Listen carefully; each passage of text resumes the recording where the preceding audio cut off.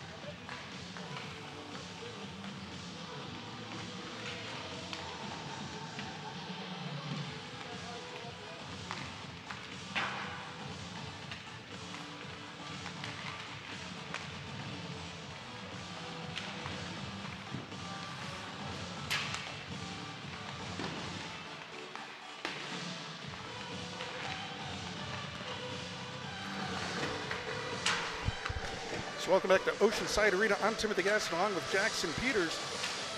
Please stick with us, Wildcat fans. We're trying to make the technology work here at the Oceanside Arena. They have a very flaky internet connection here. And this is why we keep dropping and stopping and starting.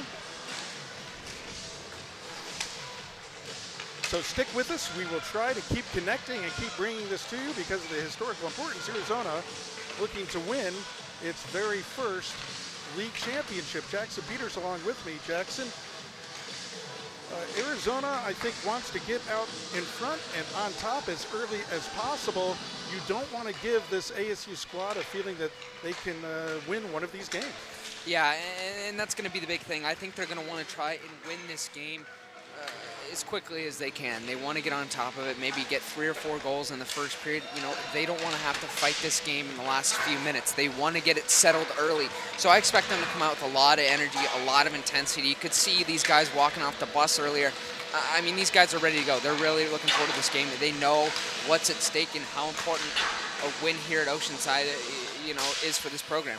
So you got a sense from the team as they were coming off the bus that they had the energy and were ready for this game. Yeah, and that's the thing is you can tell they're locked in. I think, every single one of these players is aware of, what a win this weekend means. Your first WCHL League Championship for this program. I mean, it doesn't get much bigger than that. Some of these players, that's a really big mark to leave. Looking back on the program, future teams, play for the Wildcats, they'll want to achieve the same thing. So it'd be a great stepping stone for, that being an elite team, making that jump to being an elite team that Coach Berman always talks about. Well, that's where Arizona is trying to get to. They're trying to get to become an elite team. They already secured the Cactus Cup Championship. That's the year-long season-long trophy playing Arizona State. Now they're attempting to win the Western Collegiate Hockey League Championship. As we have a 1 p.m. puck drop here today, 1 p.m. tomorrow as well, here at Oceanside Arena.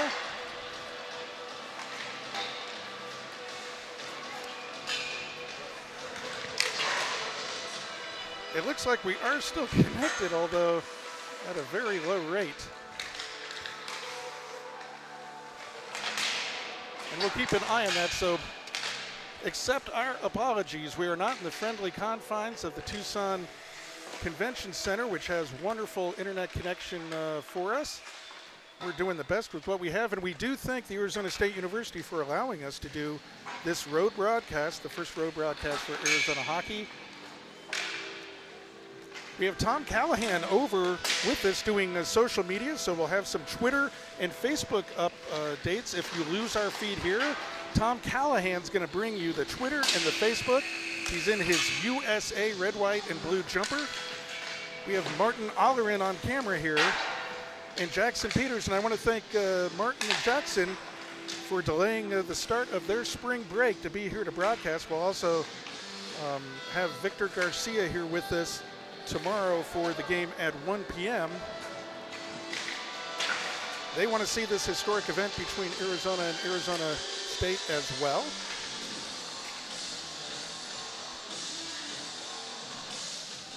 As warm-up is almost done, we're getting ready for the starting lineup and then the start of the game. It's actually 1 o'clock right now, so I see the Zamboni coming out onto the ice. This is supposed to be a 1 p.m. puck drop. Once again, we are not at the Tucson Convention Center, Jackson, and things operate just a little bit differently here at the Oceanside Arena.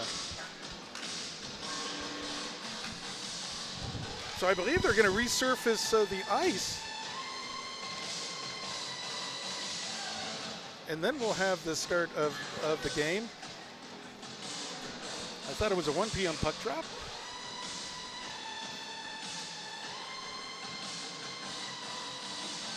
So as we were talking, Jackson, these are the last 2 games for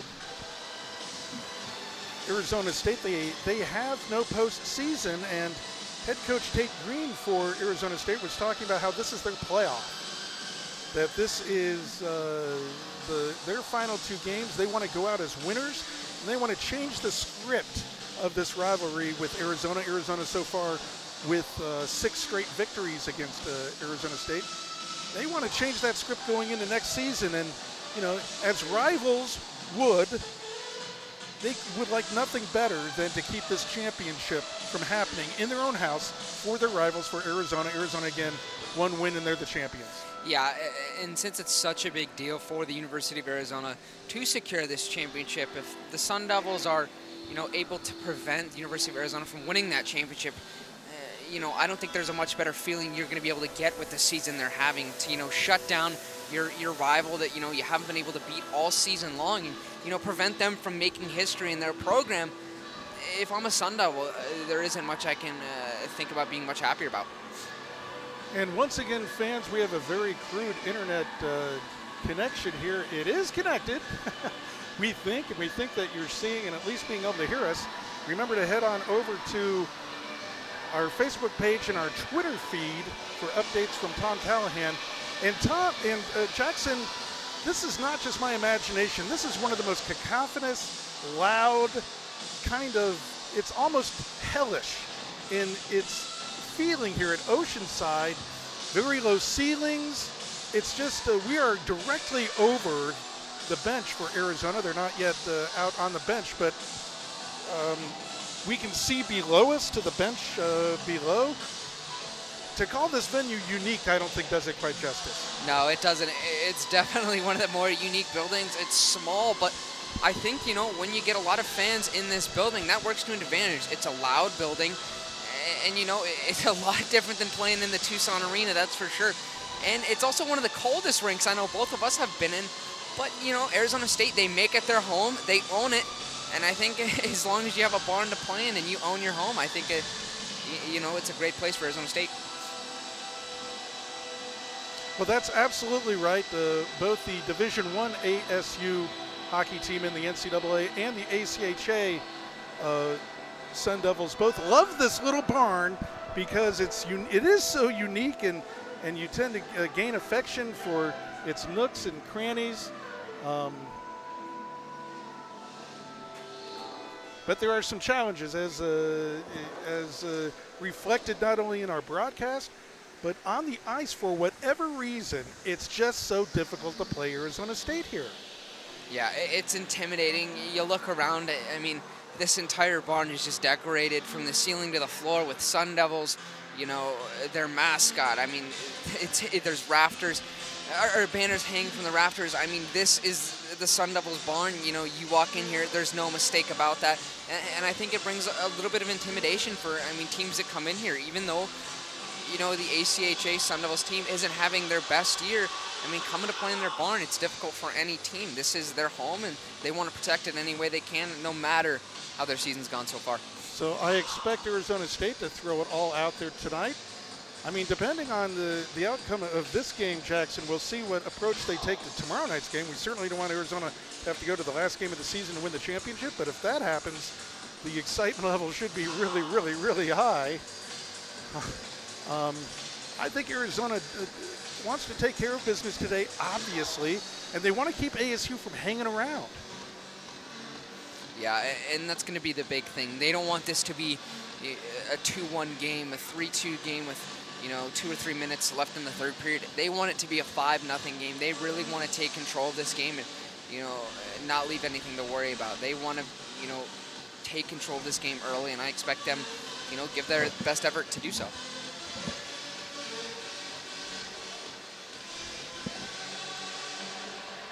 We were expecting a 1 p.m. puck drop. It's 5 after the hour, and we still have about half the ice to be resurfaced. And then we'll bring you number 8 Arizona at Arizona State.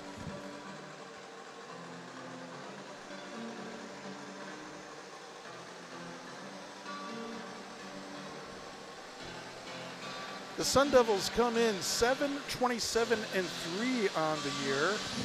They're not ranked in the top 25. They will not go to the ACHA National Tournament. Arizona 29-7 on a very stellar year for them. Ranked number 8 in the country. And you know, Jackson, usually we have an ambient mic on to pick up crowd noise, and I have it turned completely off because just through our broadcast microphones, it's just loud and cacophonous in here. I don't know how else to explain it.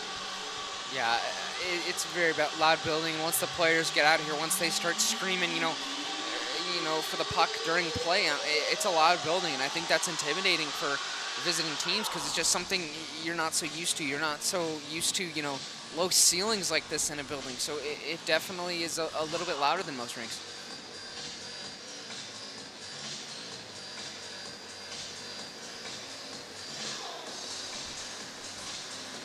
So thank you for your patience as you attempt to watch as the YouTube feed rebuffers and rebuffers.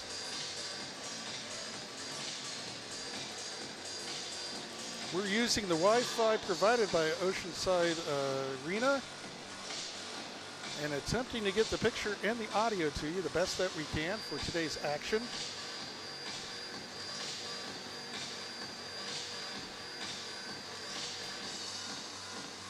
Sometimes, Jackson, now I've known for a long time how lucky we are at Arizona Hockey to be playing in the 6,700-seat Tucson Arena and its accoutrements and all the media we have available there, including a video scoreboard and all. You appreciate that a lot more when you go on the road and you just never know what you're going to get.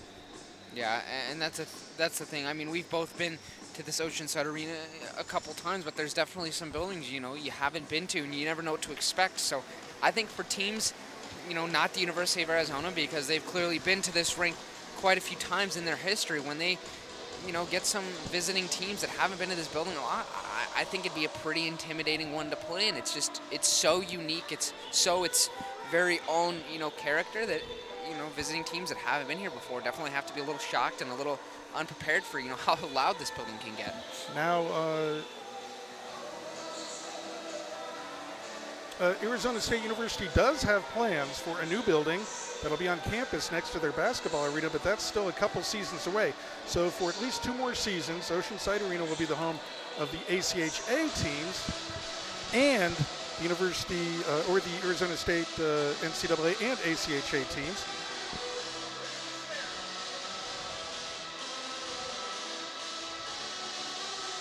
And, you know, wherever you are, whether you're at home, on the road, no matter how big the boards are or how long the rink is, you got to play a good brand of hockey if you want to be a champion. What does Arizona have to do here today to kind of tamp down that enthusiasm from Arizona State?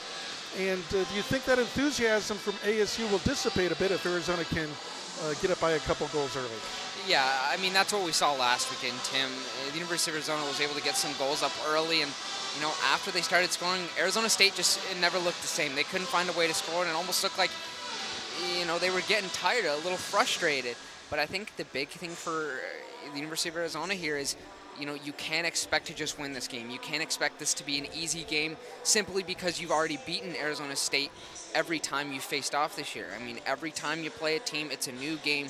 You're down in Tempe. You're in their barn. They're looking to cap off their season with 2 big wins, you know, something to be positive about. So I would expect to see a different Arizona State team than the one we've seen thus far throughout the year. And the University of Arizona needs to be prepared for that. They cannot expect to simply skate out here and win this game. It's going to be a difficult game for them to win. I can imagine when you have a couple home games left to prove yourself, especially as a senior, that would mean a lot to the ASU seniors on this squad. Yeah, they can't have a winning record. As we said, 7-27-3 so far. But they can go out as winners on home ice against their rivals. We have to remember that these teams play with incredible pride, especially against your rival. And it doesn't matter if the streak right now is 6-0 for U of A. That doesn't win them that game today, or the game today, or tomorrow. Arizona's going to have to win this championship fair and square by beating the Sun Devils. Yeah, they are, Tim. This is, you know, this could be the cap to the season that, you know, both programs have been looking forward to all year. The University of Arizona, you know, this is a team that wants to be a team that wins championships. And, you know, they start with the Cactus Cup, and they're just 1 win away from, you know, a WCHL League championship, their first in program history. So if they're able to walk away with that, I think this is where that transition from a good team to an elite team starts to take place, that transition that Coach Berman always talks about, and I think it's important for that to start now. I think this would be the perfect opportunity for the Wildcats to do it. And it looks like we got 2.5 minutes until puck drop. That's at least what's up on the scoreboard. We're under the impression that it was a 1 p.m. puck drop. It's now 12 after the hour. The ice has been resurfaced.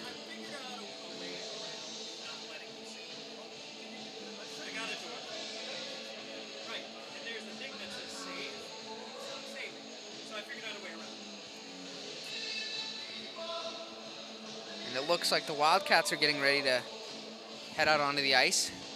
I see some of them stepping out of the locker room beneath us. You see, this is amazing. The underneath our little perch above the bench area, the floor is not solid. It's expanded metal, if you know what that is. We can see through it, and we can see the players leave the locker room and head to the bench, which is right below us, and we can see them get ready to come out onto the ice. I do like that intimacy, Jackson, but there's a little bit of a breeze coming up through the floor. I think, as Jackson mentioned, this is one of the coldest ice rinks I have ever been in, and I mean, I've worked in ice rinks in Winnipeg, Manitoba, ladies and gentlemen, and northern Minnesota, and it gets a little chilly up there. Well, this ice rink is just a chilly one. Yeah, it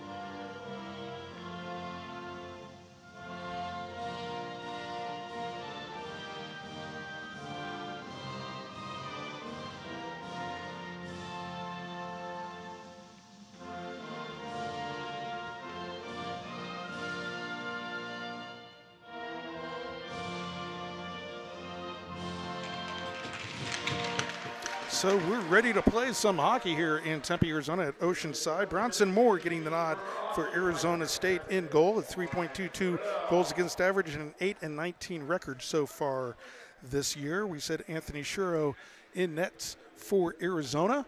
We're getting ready to drop the puck. And you know, we were talking, Jackson, about Arizona State wanting to hang around, especially in this first period. Well, Arizona, once again, has had a week without skating. They want to hang around here in this first period and try to get their skating legs back. Yeah, and you're absolutely right there, Tim. I believe it's monster trucks in town down in Tucson that's keeping the Wildcats off the ice, so it'll be a big, showing to see, if they're able to get their legs going fast. I know they've had trouble with the Gem show. They haven't had as much ice as they'd like to. But it'll definitely be a challenge for them to get their legs going. But I think, after the first period, once they get a few shifts rolling, I think they'll hopefully be back to game form as we get the puck going here. The puck is down. We are underway between number 8 Arizona and Arizona State. Timothy Assen on the call here along with Jackson Peters. Thanks for sticking with us here through our technical difficulties here on our YouTube feed as we try to make the technology here at Oceanside Arena in Tempe work. Just underway in the first period. And we're scoreless as Manny Rowe goes back for the puck for Arizona.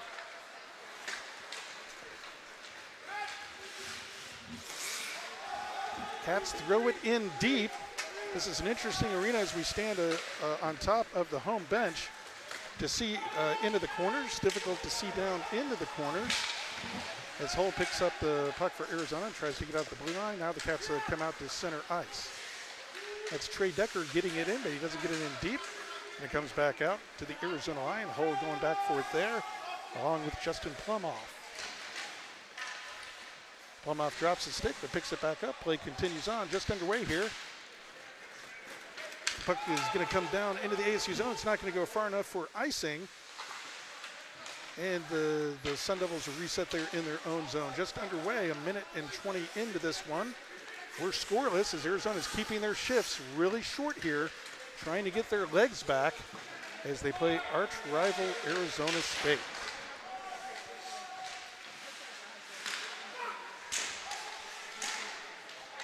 Cats come out to center ice. Plumhoff with the puck.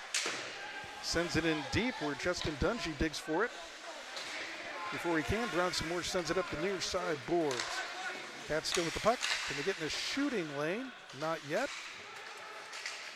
So the Cats are not able to keep it in, and ASU's going to come back the other way, but Kyle Wade comes up for it with Arizona. Arizona already showing their speed, even though they haven't had any ice time this week. It looks like Arizona really is putting an emphasis trying to show their speed early on here. Yeah, and you can tell Arizona State's trying to slow this game down. They've played the Wildcats so many times this year, and they know that this is a team that's just naturally skilled and naturally very quick. So they want to shut that down as quickly as they can, but Arizona, they know that their speed, is one of the things that's made them so successful throughout the year. And they're going to try and make sure that Arizona State doesn't slow them down at all this afternoon. Max Meyer on the faceoff for Arizona, but ASU's able to get it out to center ice. Kyle Wade comes up with it there. Right in front of us now, right in front of the Arizona bench. Maybe you can see us in the shot as we lean over and look it down on the ice to see the action right in front of us. We apologize for that. We're in cramped quarters here, right on top of the bench area here at Oceanside Arena in Tempe. Still scoreless here early in the first period as Ben Jones digs for it there. Max Meyer comes away for it for Arizona and gets it up to center ice to Vail Artizone. But Zach Kowalchuk recovers for Arizona State rather. But the Cats are going to restart in their own end. Hull with it, up through sight. To Dawson Marshall, brother of Bailey Marshall. There's Marshall with the puck. Bailey Marshall, he gets a backhander in. It goes off of Moore. A good chance there, but a save there by Moore and an early chance for Bailey Marshall, leading score for Arizona. Bailey Marshall with the puck again. The puck always finds Bailey Marshall's stick. That's because he works really hard and gets to those shooting areas, gets those high scoring opportunity areas. So ASU now comes in over the line, but it's poked out to Bailey Marshall again. He's at the end of a shift. Chris Westland over the line with them. It's over to Westland, and there's a nice tip on goal. Wow, Moore did not have that puck, but the whistle went. That's an awfully quick whistle there for a goaltender who hadn't controlled the puck good there, Jackson. Yeah, that was one of the quicker whistles we've seen all season. He didn't look like he had any control of the puck, let alone enough time to freeze it, but that's what the officials decided to call. Maybe he lost sight of the puck, but either way, we'll get a face-off to the left of Bronson Moore. Bailey Marshall in on the face-off for Arizona, won by the Sun Devils, though. Out to center ice. Cats have to vacate the zone. Ethan Stallhuth just sent it right back in, and Chris Westland digs for it. We were talking about that secondary scoring, Jackson. Guys like Stallhuth and Westland for Arizona, if they can pot a goal or two, Arizona is always in better shape when you don't have to depend on your top scorer, Bailey Marshall. Chris Westland backhands it to center ice. And ASU is going to try to send it back in. That was Kenneth Miller sending it down low. The Cam Armstrong picks it up for Arizona. Keeps it behind Anthony Shuro. And just barely out to center ice. That should be an offside. It actually left the zone. The linesman says it did because it bounced off of him. I think that left the zone and came back in. But Arizona anyway has the puck and does now get it out to center ice. Boy, there's a case where, you know, the linesman is part of the ice, Jackson, and you just got to play around him. Yeah, and I think even the Sun Devil players thought that was going to be an offside. You saw them touch up anyway, even though the late offside was being called.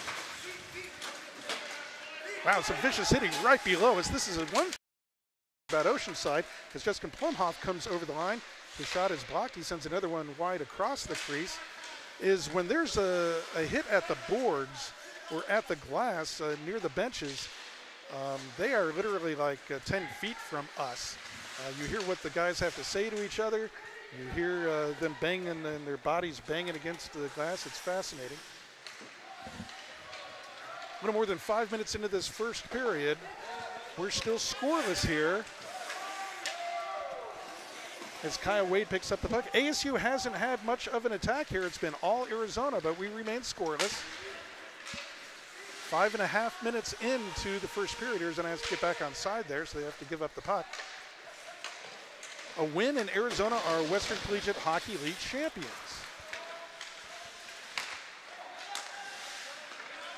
But we're scoreless here in the first period. Hull goes in for the puck there, along with Jake Dickinson for Arizona. Dickinson digging for it, but ASU comes away with it. Trying to set up a shot from the point that gets blockered off by Shuro. He saw that one all the way. That might be the first shot on goal for Arizona State. Not a bad idea just to get the puck on net.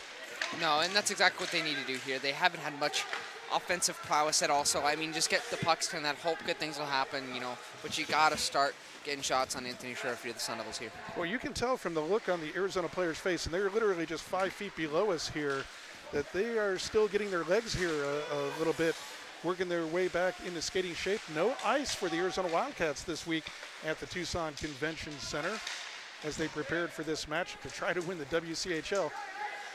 You have to have a strong mindset not to be able to skate, knowing your opponent, your rivals, are skating all week, and be ready for this. But Arizona looks like they are sharp as Cam Armstrong gets pushed off the puck. Good legal play. Play continues on.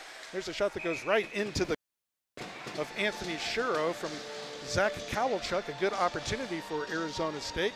They just got to generate some kind of offense. They do not score many goals. No, they don't, and they're not going to get some of those, you know, pretty top corner goals that we see so often from the University of Arizona. This is a team that, you know, the way they score is they get a shot high from the point, and then you have guys crashing the net, and that's how, you know they can score goals. So that's what they're going to try and do, just get to the puck, to the net, crash the net hard, and hopefully a good rebound comes out. ASU tries to send the puck back in on Shuro, comes up the near side boards. Marshall for Arizona digs for it there. It just comes out of the zone, and ASU sends it back in. They have to vacate on a delayed offside. Still scoreless here. 7 minutes and 15 seconds into the first. And Manny Rowe lost the puck there. It stays in the Arizona zone. Let's see if they can get out of the zone here. You hate to give up the puck, but the Cats pick it up here. It's Bailey Marshall with some speed over center ice, over the blue line. Deep in the corner, he's looking for another Cat to get the puck to. Cats are going to have to back up, though. There was not a Cat there. Instead, it goes wide, back into the slot, but Bailey Marshall's there to pick it up for Arizona. He's going to come back the other way. Flips it to his brother. Dawson Marshall heads into the near side corner. Marshall's trying to get it out front to Westland, but it's sent back to Hull. Bouncing puck. Where did that go? Woo! I don't think that Moore had that puck either. Did he, Jackson? I thought that bounced out. Did it bounce out of play? Yeah, it looked like it bounced off the netting. I think Bronson Moore got a piece of it and went up and hit the netting. Yeah, I think that's going to be the call here. Going to face off inside the Arizona State zone. Connor Deneen and Matthew Hull having a little shove at each other before the face-off.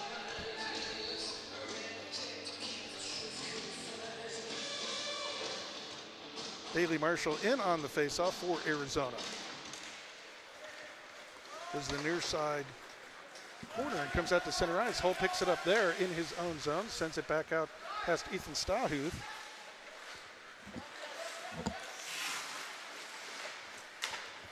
ASU starting to settle down here a little bit. They're running around a little bit in the first 5 minutes. Arizona's starting to get their legs here a little bit as Bailey Marshall mans it to Ethan Stahuth. He takes a shot that gets deflected into the ceiling netting. This netting, I would guess, is, what do you think, Jackson? Only about 15 feet high in the center of the ice, so over the ice. It's not very high at all. There's netting over a lot of it because so many pucks hit the ceiling. That one deflected up and hit the ceiling. At other rinks like the Tucson Arena, play would continue on. And that's something I noticed when I saw the NCAA #1 ranked Ohio State Buckeyes here to play the Division I team early in the season to open the home season here for Arizona State. They were having trouble clearing the puck because they kept hitting the ceiling. They were used to chipping it up a little bit higher than the ceiling. It's something that you have to get used to. Yeah, it definitely is. You have to adapt to the rink, and I think that's, another one of those things that makes visiting teams have a tough time here is, you can't flip the puck straight up in the air and clear it out of the zone. You pretty much have to shoot it, off the boards, off the glass, or, dangerously on the ice. So it's just something you have to adapt to as you play here. 9:42 into this opening stanza. We remain scoreless between Arizona and Arizona State. Hey, Martin, a little tighter.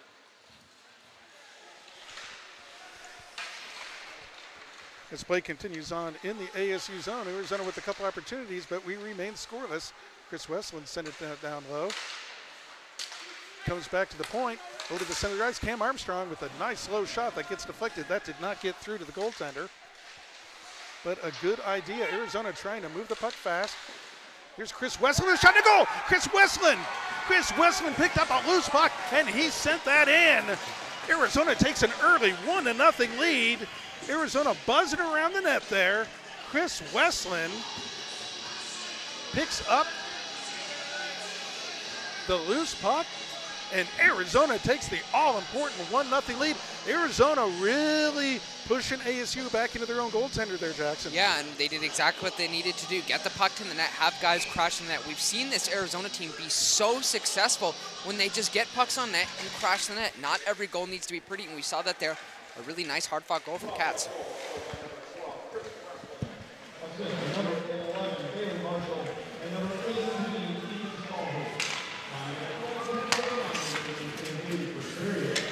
So he shoots, he scores.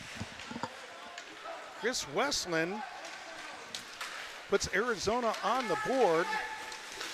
And this is another unusual thing here at Oceanside, Jackson. You really have to watch carefully as Arizona State comes over, sends the puck that goes into the netting, into the ceiling. There are no goal judges. There are no goal lights. So you have to be eagle-eyed and make sure that you see the puck go into the net. And more importantly, that there's a referee in position to see that the puck actually went in. Very unusual not to have either goal judges, although for the NCAA team, they do have cameras that are on the goal line looking straight down. But that's for the NCAA team, not the ACHA team we have here today. Puck goes wide of Shuro, and there's a backhand attempt, but Shuro protects his post there. As ASU now knows they need to respond, and they get the puck, keep the puck in the zone, but here comes the Cats back the other way. Kyle Wade tried a little dipsy-do move inside, but he lost the puck. in the near side corner. The Cats dig for it. ASU's going to come away. This is an important part of the game. We're halfway home here in the first period. Arizona with a 1-goal lead. ASU cannot let them stretch that out.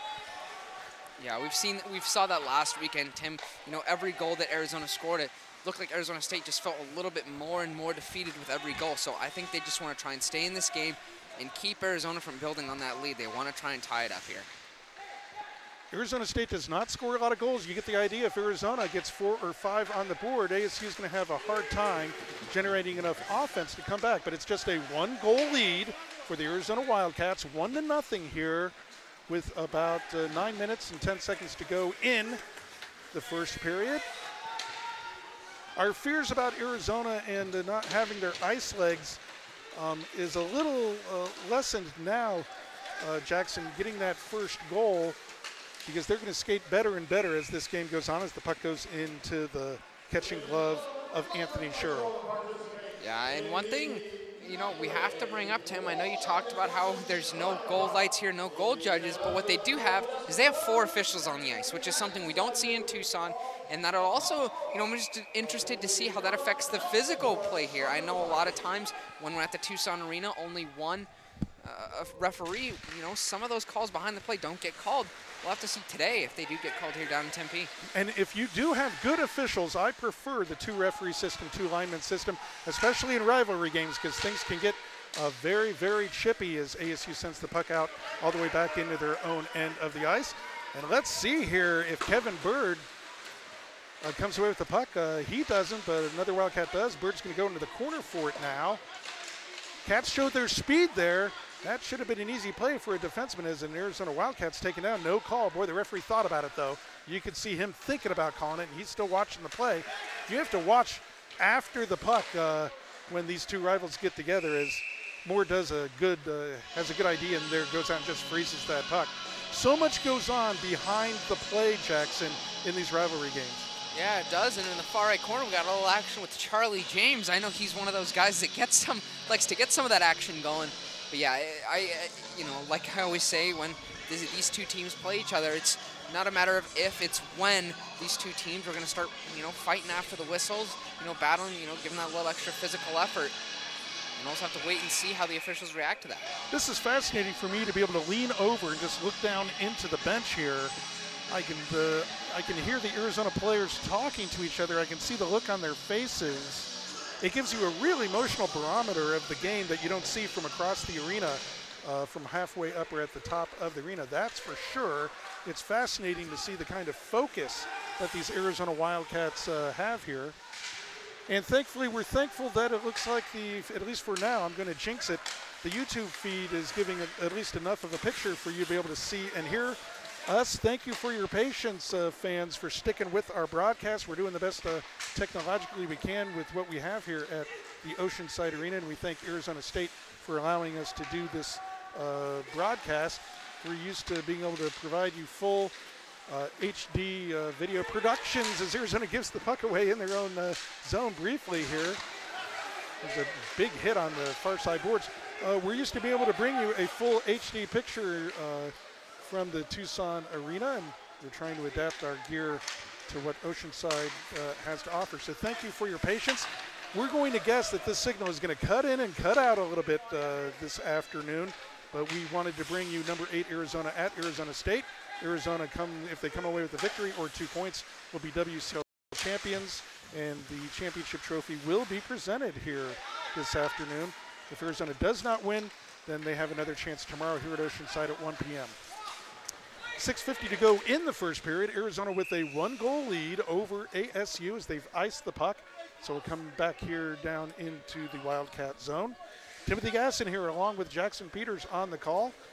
We've got Tom Callahan doing social media for us. I hope he's very social. And Martin Allerin on our camera. We only have a 1-camera setup going for us today. As ASU wins the faceoff, tries to cycle it down low, but it comes out to center ice, where John Studioso goes back for it for Arizona State. Sends it up the far side boards to center ice, doesn't quite get there. Cats gonna have to vacate that zone. They do. Kowalczyk sends it up the boards. That's going to be a hand pass. And we'll have a whistle and a face-off. 6:25 to go in the first period. Arizona with that all-important first goal. They lead 1-0 over Arizona State. And one thing, Tim, we're so close to the ice, we can kind of hear these guys chatting with each other, these U of A players chatting with Arizona State players, something we don't get to hear too often in detail, at least at the Tucson Arena. Yeah, these guys don't like each other. No, I think that's what we're picking up. That is definitely a good way to summarize what we're hearing, Tim.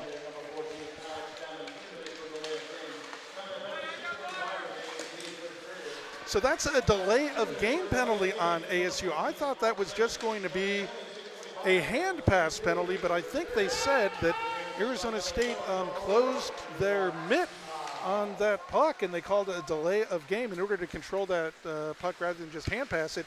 He said he controlled it with his glove, and so Arizona with a man advantage here.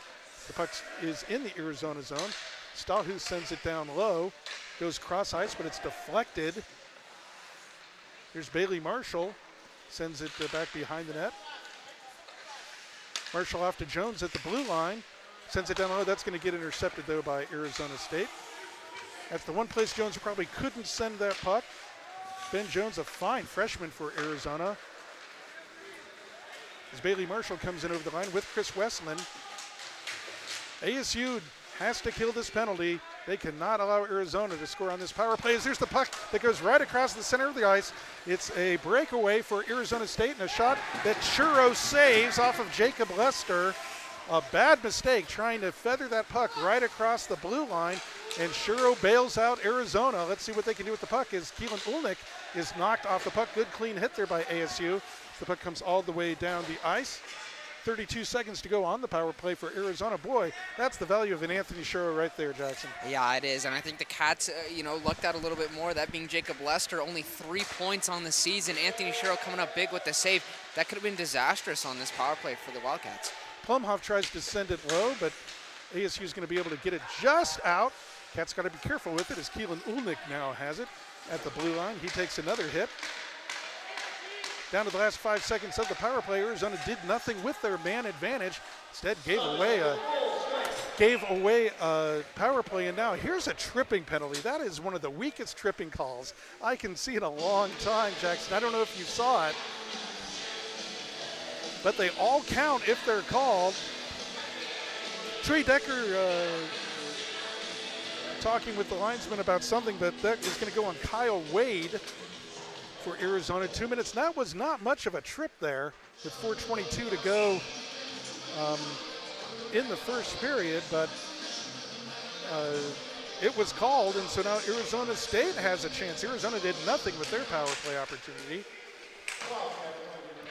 Yeah, it looks like his stick just got a little bit tied up in the Arizona State player's skate.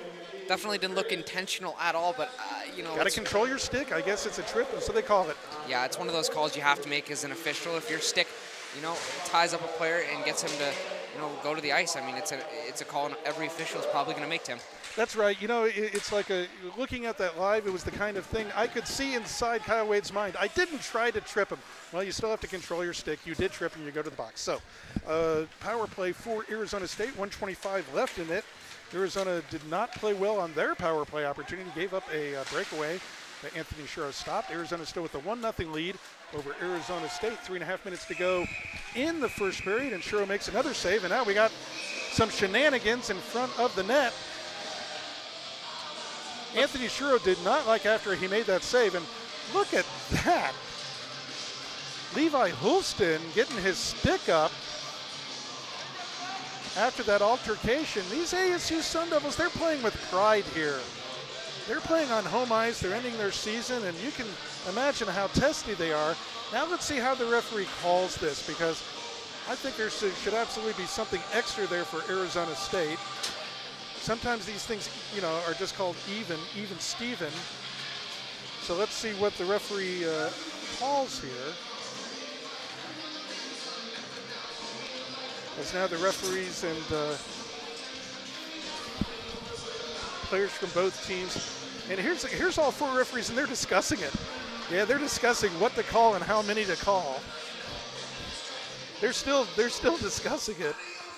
Yeah. This is an advantage. I think this is one of the advantages actually of having 2 referees, because they can see more stuff and decide more stuff. Yeah, and it gives someone you can have a discussion with. Maybe one saw something and the other didn't, but it allows them to talk about it. So Houston's trying to explain that he didn't do anything. He had his stick up well after the whistle, and he is going to go to the box here. He's arguing about, I don't know how you argue about that, but you're a competitor, that's why you argue.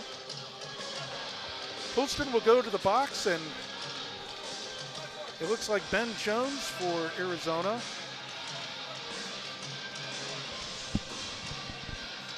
If I were a betting man, I would guess that these are going to be offsetting, but we'll have to wait for the call here. No, Tim, it looks like ASU is going to have the power play, still 5-on-4 here. Well, I guess it's because they took the other 2 guys off for coincidentals, and ASU still had a power play.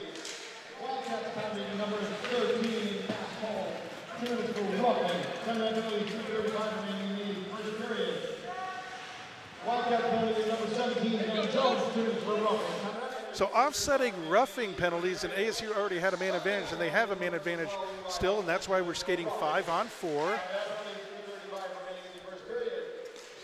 I think ASU very lucky there that something extra wasn't called on them, so they have 45 seconds more of a power play. But Arizona comes away with the puck, and there's a whistle. Is this going to be another call? This is going to be a call. This is going to be a boarding call. It looks like on Arizona, on Bailey Marshall. That's just an example of a bigger, stronger player, I think. I don't think. It's one of those calls, and of those ones you kind of have to make as an official. Bailey Marshall, I believe, just coming with a lot of speed. I'm not sure who that was, actually. Yeah, Dawson Marshall. Yeah, Dawson Marshall, the brother of Bailey Marshall. And this is going to be a 2-man advantage now for 42 seconds. Again, I'll have to see it again, but what an advantage, or what an opportunity here.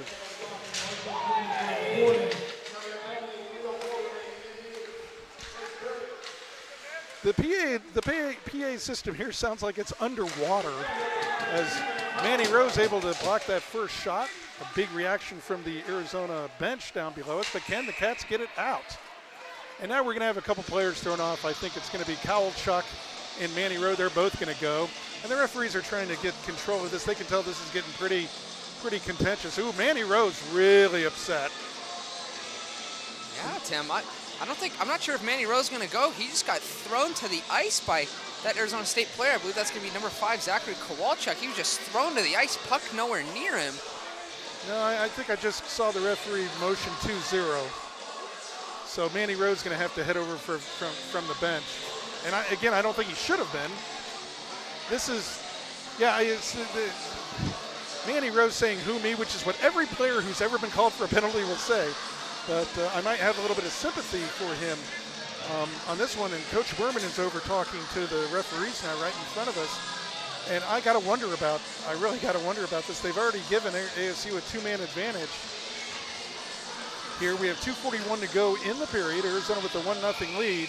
I understand the referees wanting to keep control of this game, but Arizona State has been given every benefit of every doubt. Shot goes wide off of Shuro. Again, the PA announcement in this building sounds like it's from underwater.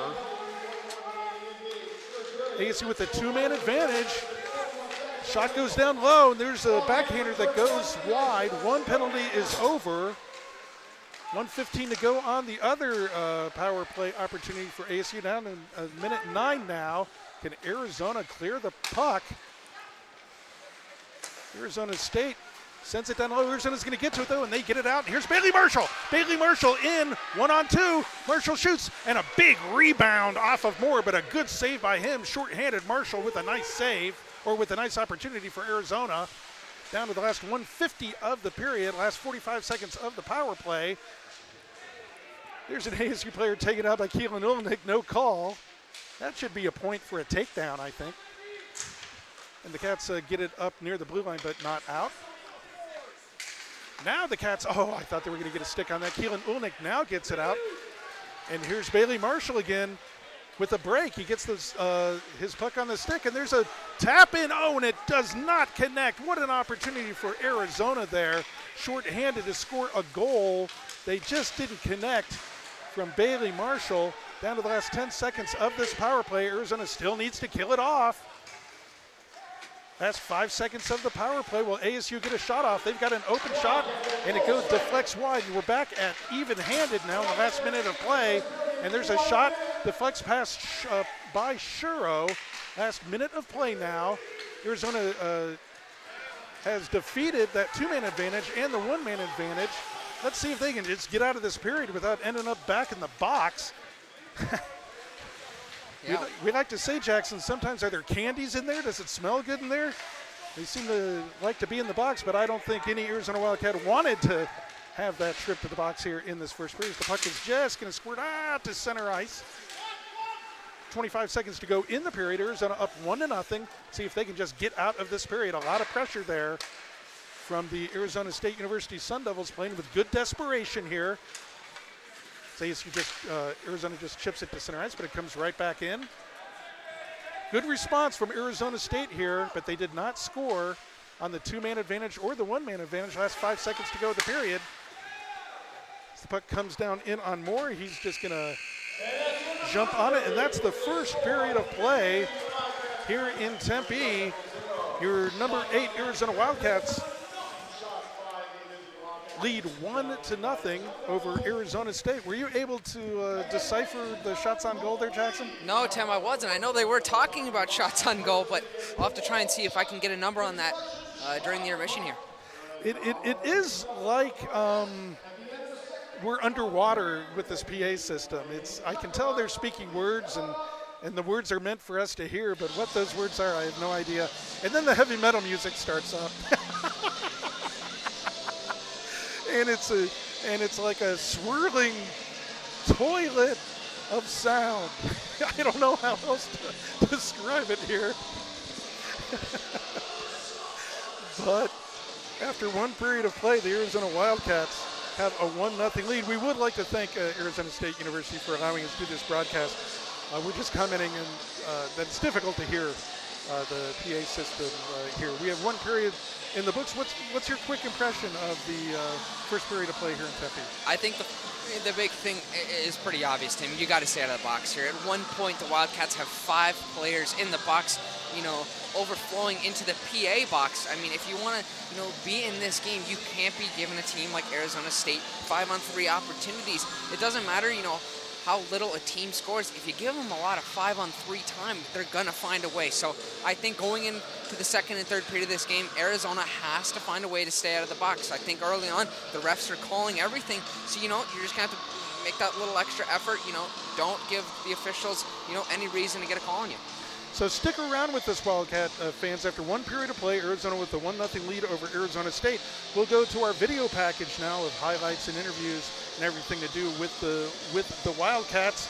Stick with our streaming, however, on YouTube. It's going to stutter, it's going to stop, it's going to start again, and we're going to bring you the second period of play because you are watching University of Arizona Wildcat Hockey. I'm Timothy Gasson. They call me the AZ Puckman. I've been following hockey at the University of Arizona for more than 30 years. And this is my Wildcat Hockey Report. Welcome back to the Wildcat Hockey Report. I'm joined now by the head coach of the Arizona Wildcats. This is Chad Berman.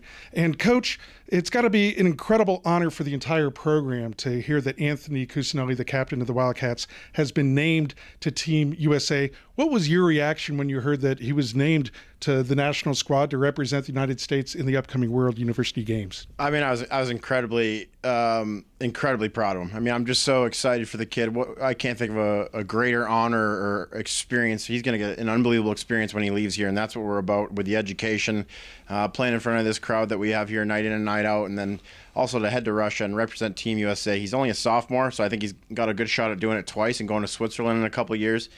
Yeah, it's definitely a huge honor. It's something every hockey player kind of looks forward to or hopes to get the chance to achieve, and I'm super excited, very happy. I mean, I'm not going to be here without my teammates helping me out. Isaac Westland and Bailey Marshall helping me out night in, night out, and just a huge honor for sure. Now, I know you're excited for Anthony Cusinelli, but is there a sense of personal satisfaction for you two as the head coach of the Arizona Wildcats? I mean, one of your players has been recognized internationally as one of the nation's best. That's got to give you a great sense of accomplishment as the head coach of the Wildcats. Well, yeah, but I mean, what the gratification I get is that we can deliver on things that are possible. Like when we were recruiting Coos 2 summers ago, we talked about this being what the opportunity ahead of him. That he has a chance to step in immediately, being an impact kid, and of course he did. I think everybody knows about his accolades by now. But we'd been talking about the opportunity to go to Russia, represent Team USA, and to see it happen, it really. I got a little emotional when I got the heads up before he did. Now, have you even thought about what it's going to be like to look down the bench and see the USA on all of your teammates as you play in this? And what does it mean to be the first Wildcat hockey player to represent the nation? Yeah, it hasn't really sunk in yet, to be honest, but once I get out there, I'm just going to take everything in, and there's a lot of talented guys in the team, so I'm just going to go out there and make the most of it. Yeah, I just couldn't be more excited. I can't wait to see him in that uniform, and I hope he brings home a medal. Well, congratulations to Anthony Cusinelli. Congratulations to the head coach of the Arizona Wildcats, Chad Berman. I know we're all going to be looking for those TV listings to look to see Team USA with Anthony Cusinelli competing. It's going to be an exciting time to be Wildcat. Absolutely. I can't wait.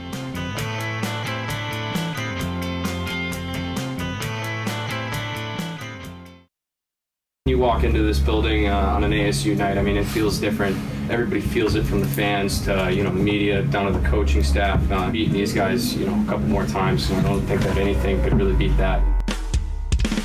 And the Wildcats will secure the Cactus Cup. There's a shot in the goal. Arizona takes the lead. That is all Jake Dickinson. He's wheeling and dealing. That's my player of the game, Tim. Easy.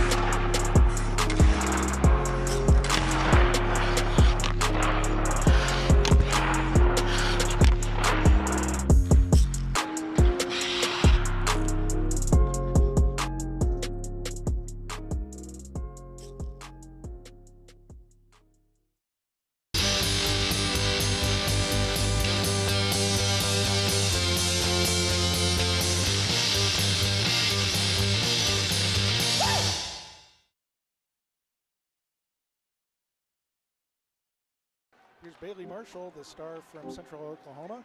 Back to Cusinelli, the all-everything star for Arizona.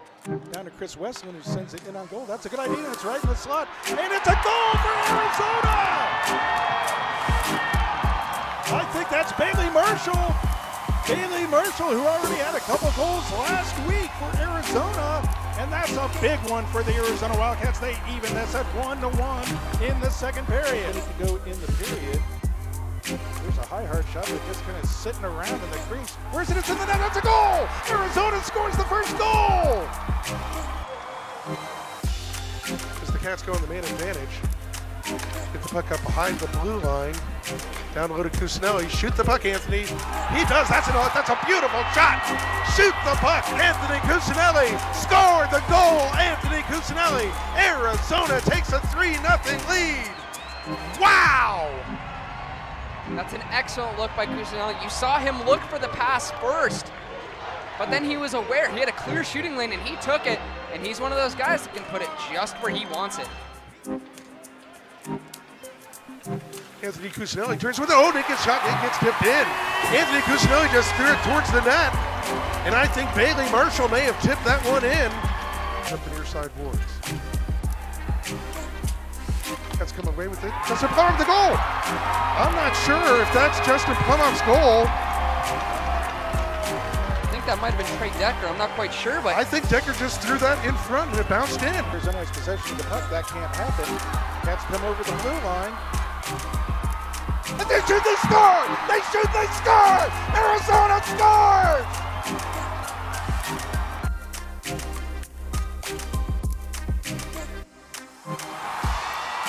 And that puck was given up. We talked about mistakes. Wow, what a mistake right in front of Joshua George. Anthony Cusinelli had a good shot there, but George saw it and made the save. You know, Anthony Cusinelli, I think, just needs to shoot the puck a little bit more like he did there. He switches now to the center of the ice. Take the shot, Anthony. And he shoots, he scores! Anthony Cusinelli! He shoots, he scores! Great puck movement there by the Wildcats on the power play up top.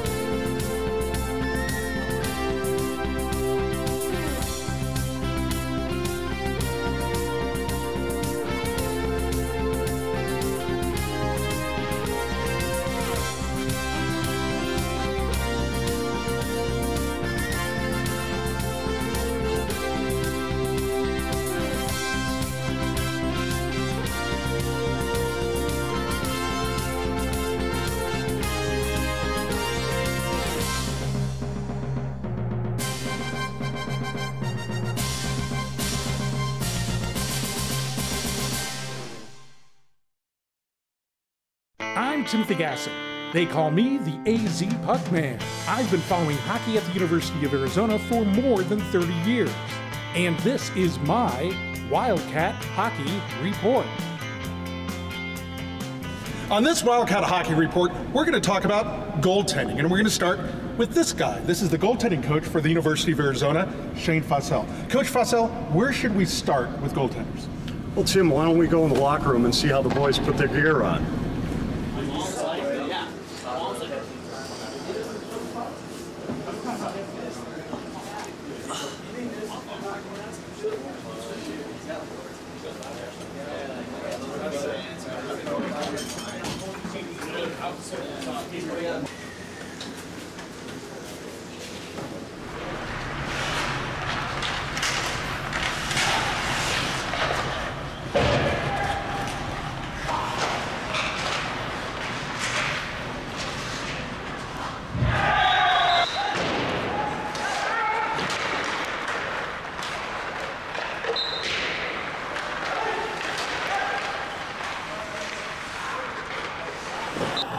Do you get nervous before a game?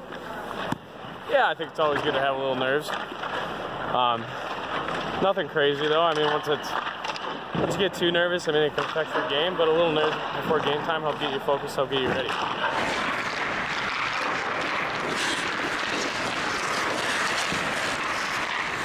What causes a goaltender suddenly to go on a winning streak?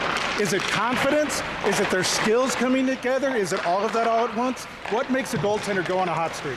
Yeah, I think it's everything put together. Everything just starts to come together at the right time. I think they start tracking the puck well.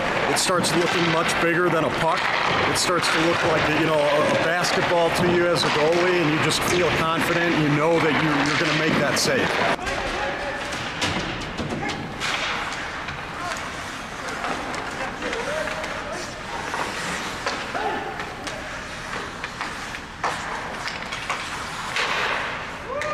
What's the most difficult thing for a goaltender's coach to explain to a goaltender?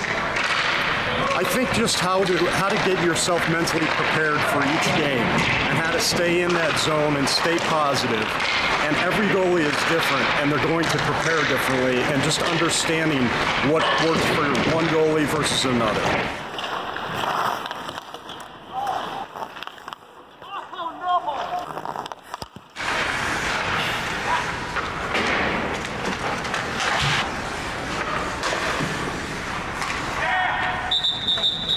Is there anything like making that big save right at the moment that you actually really in a game you know it's a big save? Is it for a goaltender, is there anything better than that? That's why you play the position. That's why you play the sport, is to make those big saves.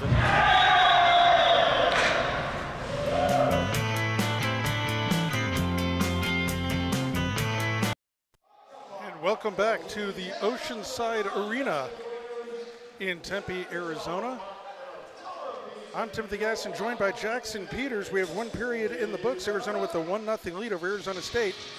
And thank you again, fans, for sticking with our YouTube broadcast. We know it's stopping, it's stuttering. You might just want to hit pause on your YouTube page there, or on the player there, and let it buffer for a little bit if it keeps stopping for you,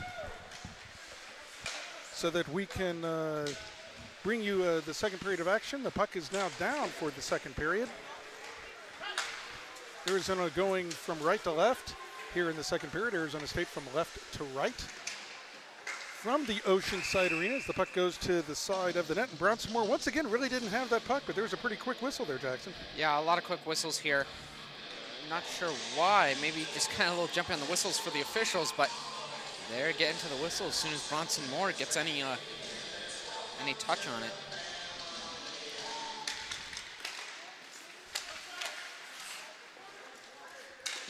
Playback on now as the Sun Devils come to center ice, try to headman that puck to Garrett Amaya.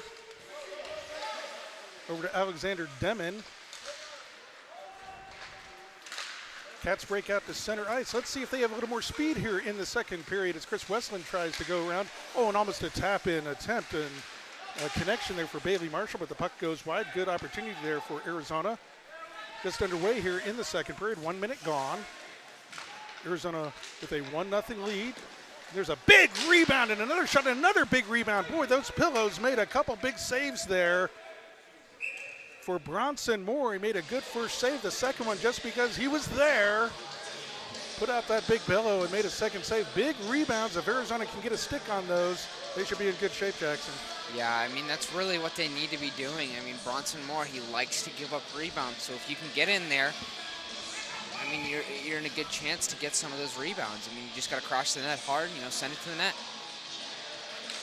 Face off to the left of Moore, won by Arizona. They send it down low to Justin Plumoff. Plumoff digs forward. It's right in front to Marshall. He shoots, and there's a big save. Check that, Cully Olson.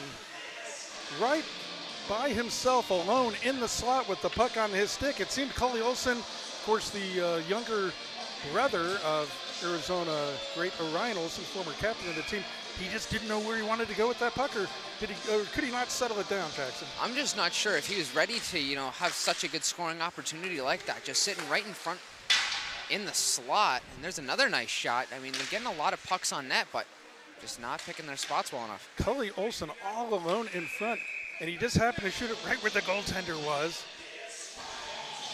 I can imagine it's an eye-opening experience. You have the puck on your stick in front all alone, and you want to make that perfect play. Great opportunity for the Arizona Wildcats. Well, a great save there by Bronson Moore, keeping his team in it. Minute and a half into the second period. Plumhoff gets thrown out, and Olson comes in. ASU wins that faceoff, though. Well, now the Cats are going to pick it up. Oh, there's a Cat sent down to the ice, and that's going to be a power play for Arizona. Olson needs to just skate away now. Skate away, because Gavin Klein is going to go to the box. See if they call this a cross check. Oh, they're calling it a trip. He was tripped by a stick that was in parallel to the ice to his back. They're all 2 minutes, I guess, yeah. Jackson. So a man advantage for Arizona.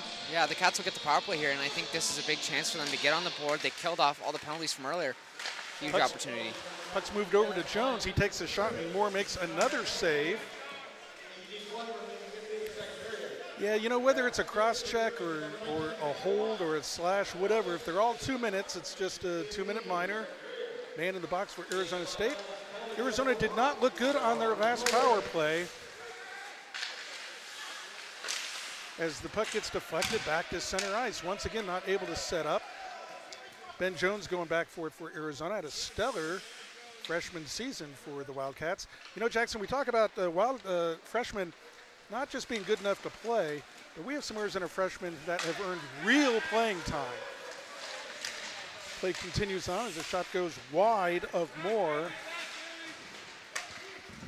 and comes back down the ice. Bailey Marshall will go for it there. A minute to go on the power play left for Arizona. They come up ice. Marshall with the puck. Bailey Marshall leading scorer for Arizona, goes cross ice. Over the line now. Manny Rowe with the puck, looking to see where it's going to go. He goes back to Keelan Ulnick. Ulnick tries to go cross ice. It deflects off the glass. I think the Cats need to forget the fancy play, get the puck on net. Here's a shot. Oh, I thought that was in by Keelan Ulnick. How did that not go in? Wide open net. The puck stays out. Cats still on the power play. Manny Rose sends a shot in. Oh, no one saw that except for Bronson Moore. He makes a good save. 29 seconds to go on the power play. How did that puck not go in the net, Jackson? I think that was an excellent save from Bronson Moore, able to slide across the crease and just get a piece of it. Keeps out of the net. Nice controlled save there. Bronson Moore really helping his Sun Devil team out on this penalty kill. 29 seconds left. 29 seconds to go on the power play. Bailey Marshall in on the faceoff. Oh, check that. Justin Plumhoff in on the faceoff for Arizona. Won by Arizona. Manny Rowe with the puck. Sends it. There's a big shot and a nice save by Moore going over to the near side boards. Back to Arizona, and oh, there's a muffed shot by Ulnick, and it's sent down the ice. 10 seconds to go on the power play. Comes in on Shuro. Manny Rowe picks it up there. So Arizona did get a couple opportunities on that power play, but did not connect. Power play is now over. Arizona still with a 1-0 lead. ASU doing exactly what they want to. Hang around, Jackson. As we get deeper into this game, and it's just a 1-goal game, plays to Arizona State's advantage. Yeah, it is. As longer Arizona State, keep this game at a 1-0 game, hopefully tie it up. If you're a Sun Devil, I mean, it makes them a lot more dangerous. I mean, this isn't a team that scores a lot of goals, but if they can hang around with just one goal, I mean, one shot can change this game. Play back on, and our lone senior for Arizona, Charlie James, digs for it in the far side. It's a shot that goes, a backhand shot, high and wide. Good opportunity there for Arizona State. They now have a little bit of offensive zone time. Keelan Ulnick picks up the puck for Arizona. He's going to stay behind his net, use the net as a defender. Backhanded up to the blue line. Here come the Cats back, 2-on-3. Send it into the far side. There's Moore way out of his net. Moore is caught behind.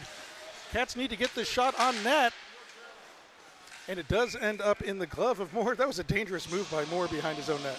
Yeah, it looked like the puck just kind of got caught up in his stick or his skates. Two Arizona players crashed in on him. But luckily for him, he's able to get the freeze here after a pretty good opportunity by the Cats. So Wildcat fans, you could do us a favor. Find one of our Twitter tweets about today's game, about the broadcast, and perhaps on Facebook. Just give us a little feedback. Are you actually connected, and can you see the game? According to our monitor here, we are connected. The quality isn't great. Sometimes it's not playing in full motion, but it is connected. We just want to hear that you're able to at least see any kind of picture and hear our audio. We understand that because of our internet connection, it's going to be a little jumpy, and it's going to stop and start. But we've noticed that it has been connected. If indeed you have some kind of feedback other than can you make it look better, because we can't. It's doing, our technology is doing the best that it can in the situation that we have. We just are trying to bring it to you. 5 minutes gone here in this second period. Face off in the Arizona end of the ice. Won by Arizona State. Out top, goes wide. Artizone's going to go for it here, but he can't get it out of the zone. Now it comes to center ice. And the Sun Devils reset.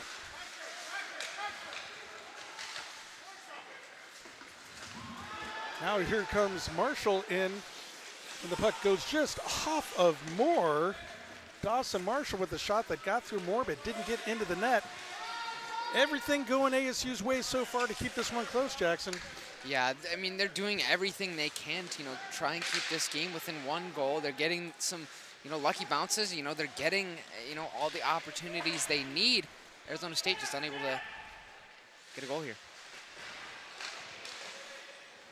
Cats dig for it behind the net. Can they get out in front and get a shot? A little closer, Martin.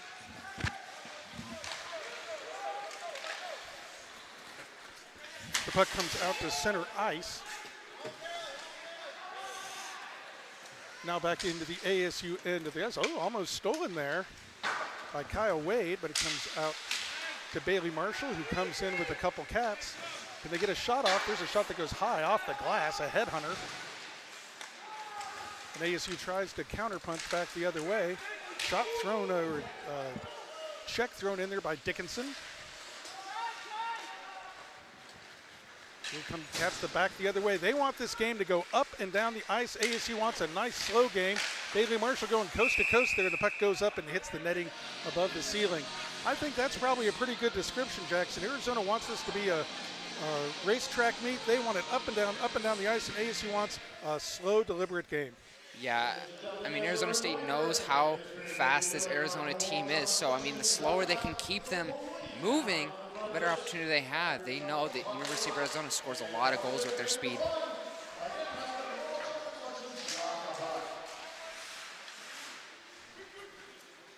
Puck flies in on Moore, and he just makes a basket save there, and we'll have another face-off in the ASU zone. 7 minutes in to the second period. This game is going at a nice fast clip, Jackson. Very fast. We're almost halfway home in the matter of a little more than an hour. Well, that's to Arizona's advantage. The faster this game goes, they try to counter punch now. The puck is blocked away by Shuro. Comes up to the point. There's a big rebound given up off of Shuro, but no ASU stick there to send it home. We talk about it all the time, Jackson. It's the goaltender's job to make that first big save. He's got to have some defensive sticks around him to bail him out about the second and third shot.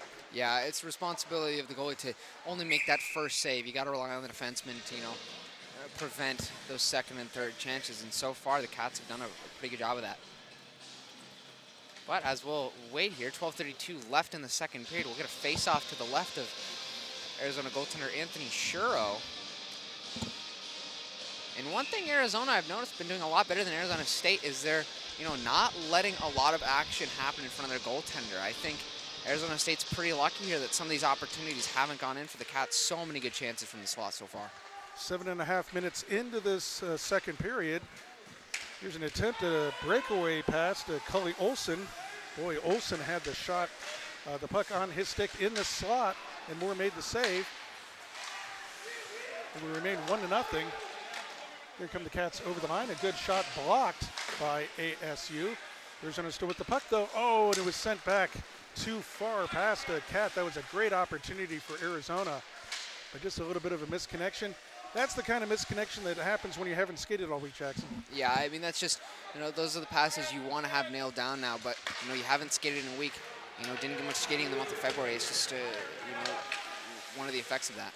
Cats over the line again. That's Justin Dungy with the puck. Goes and digs for the, and that's going to be at least a minor, as Jack York took a shot at Dungy. Dungy laughs at him and goes off the ice. Smart move by Justin Dungy to get up and skate away. Let's see what is called here. I would call this a little bit more than a 2-minute minor. That was a shot to the chops. They're calling it a cross check. I think this is just going to be a minor. Wow, that was a vicious kind of hit that you hate to see. We're lucky Justin Dungy wasn't hurt there, but Arizona will go on the power play. Kudos to Justin Dungy to just get up and skate away from that. Yeah, a real smart play by Dungy to just walk away from it. Moore makes a good save there. Squeezes the pillows, but Arizona keeps the puck in the ASU zone. Back to the point. Here's another rebound. Just a shot to goal. No, they say no goal. That's another one that I cannot believe didn't go in, but somehow Bronson Moore makes the save. Arizona thought they scored. No goal, still 1-0. 9:45 into the second period. Is Arizona ever going to get that little bit of breathing room here, Jackson? I'm not sure, Tim. I know they're fighting for it. They're doing everything they can. They're doing all the offensive stuff right. They're getting pucks to the net, just unable to bury it. And I'm not quite sure what happened on that last interaction. Looked like it might have been a little bit of interference in front of the net, possibly. Well, that's the second time the Cats have almost given away a breakaway on the power play with a soft pass going across the blue line. Cats got to be careful as Keelan Ulnick sends it in on Moore, and he saw it all the way. See, Moore's going to get more and more confident as this game goes on. He's keeping his team in this. 1:21 to go in the power play for Arizona. They got to get that thought out of his head that he can steal this game. Especially, you can't be letting him get straight shots like that. You got to make him work for it. You got to try and screen him. You got to get traffic out in front. You can't be letting him, stop these clean shots. He'll stop these all day. Yeah, it's a point of contention. Is every shot on goal a good shot on goal? Well, there's better shots on goal. Cats break in over the line. Moore fought that one off. He fought a second shot off. He's been good today. His reaction time's been good, down to a minute of power play time. Cats keep it in at the blue line, send it down low. Moore didn't see that, but it went wide. Good motion in front of Moore by the Cats. Some good traffic. Can they get the puck in the net? There's a pileup in front of Moore. Kenneth Miller throwing a punch. Yeah, there's a short fuse on these Sun Devils. They are a frustrated group, that's for sure. And so far, they've mainly gotten away with it as Moore and Keelan Ulnick are jawing at each other. Cats need to disengage here and be smart. Oh, Keelan Ulnick's having some words.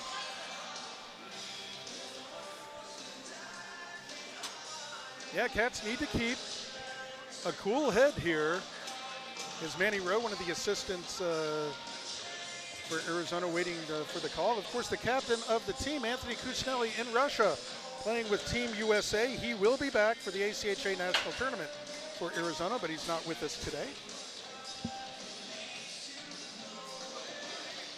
Do you think it's as cold in Russia as it is in Oceanside Arena, Jackson? I'll tell you what, Tim, Anthony Kuznelli, he might be a little bit warmer than we are right now. It's definitely a cold rink here in Tempe. The thing about this rink is your feet start to get really cold. Your feet start to get cold after you've been in here for an hour or two. I'm all wrapped up.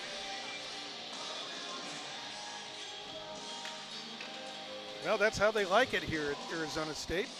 It's their home, and they're proud of it.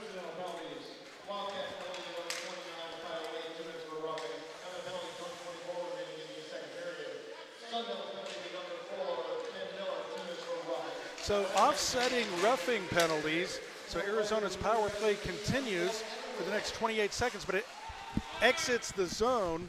Arizona not doing much with this power play either. And this is timing stuff. It's because they haven't skated this week, Jackson, but they come in over the line again. Puck comes out to center ice, and that's going to do it for this power play.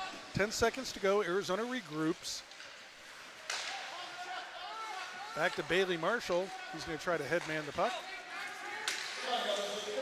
Up to Jones over the line. Cats are over the line, but a Cat was going to the bench rather than be back at the blue line. So the Cats couldn't get a shot off. Cats with the puck behind the net, though. Deflects to the near side. We're more than halfway home now. 9:20 to go in the second period. Arizona nursing that 1-0 lead.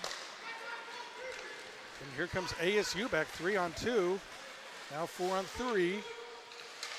Drop pass intercepted by Arizona.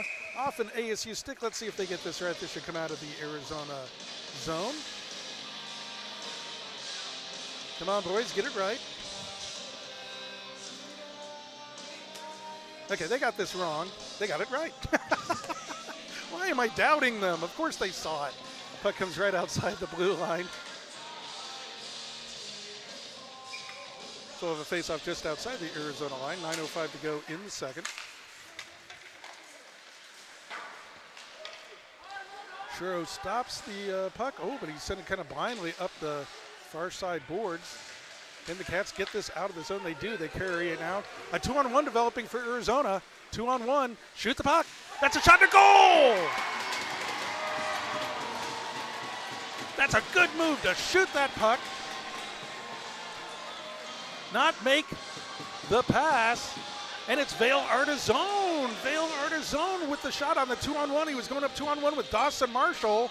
Couple freshmen going up the wings. A quick developing 2-on-1, and Vail Artizone.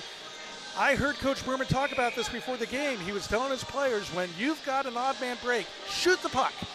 We haven't practiced this week. Your timing's going to be off. Shoot the puck. You could see the wheels going in Vail Artizone's head. Do I make the pass? What's the right play to make? I'll shoot the puck. You score the puck. Arizona takes a 2-0 lead. Yeah, and it looked like Bronson Moore was trying to cheat there a little. He was already starting to slide across, and I think Vail Artizone recognized that, able to bury it. Real nice play by the Wildcats there, Tim.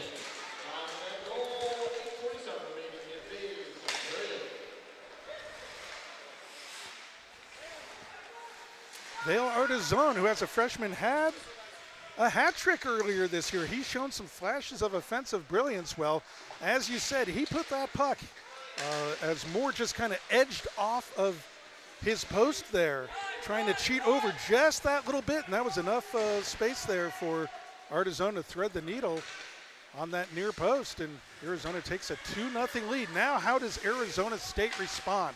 They got to keep this one close. Arizona needs a win to secure the WCHL crown. So Jackson, I'm going to be extremely nervous about this 2-goal lead. We have argued about it continuously, and there's an Arizona State player's down. The whistle doesn't go. I think he's going to be able to get up and get to the bench, so play continues on. Let's hope he's okay. As an Arizona player goes down, there's a big shot that goes right into the chest of Moore, makes a good save there. Yeah, you know, earlier in the season, Jackson, I would argue with you that, come on, 2 goals, that's a great lead. That's better than a 1-goal lead, right? I mean, everyone can say that, but in a championship game like this with a team that's just kind of hanging around, it makes me really nervous. Yeah, especially with, you know, how many good looks Arizona State's have. I think Anthony Sherrill's just come up big so far. So if they find a seam, you know, are able to break Anthony Sherrill here, I think they can climb their way right back in this game. Still a lot of hockey left. Still 7:21 left in the second period. But Arizona, they just need to keep doing this thing, keep going 100% and keep trying to build on this lead. On top of that, a penalty to Arizona State. Number 21, Michael Wiggins, goes to the box. Arizona back on the power play. They can really put the spotlight on Arizona State as the puck deflects out of play.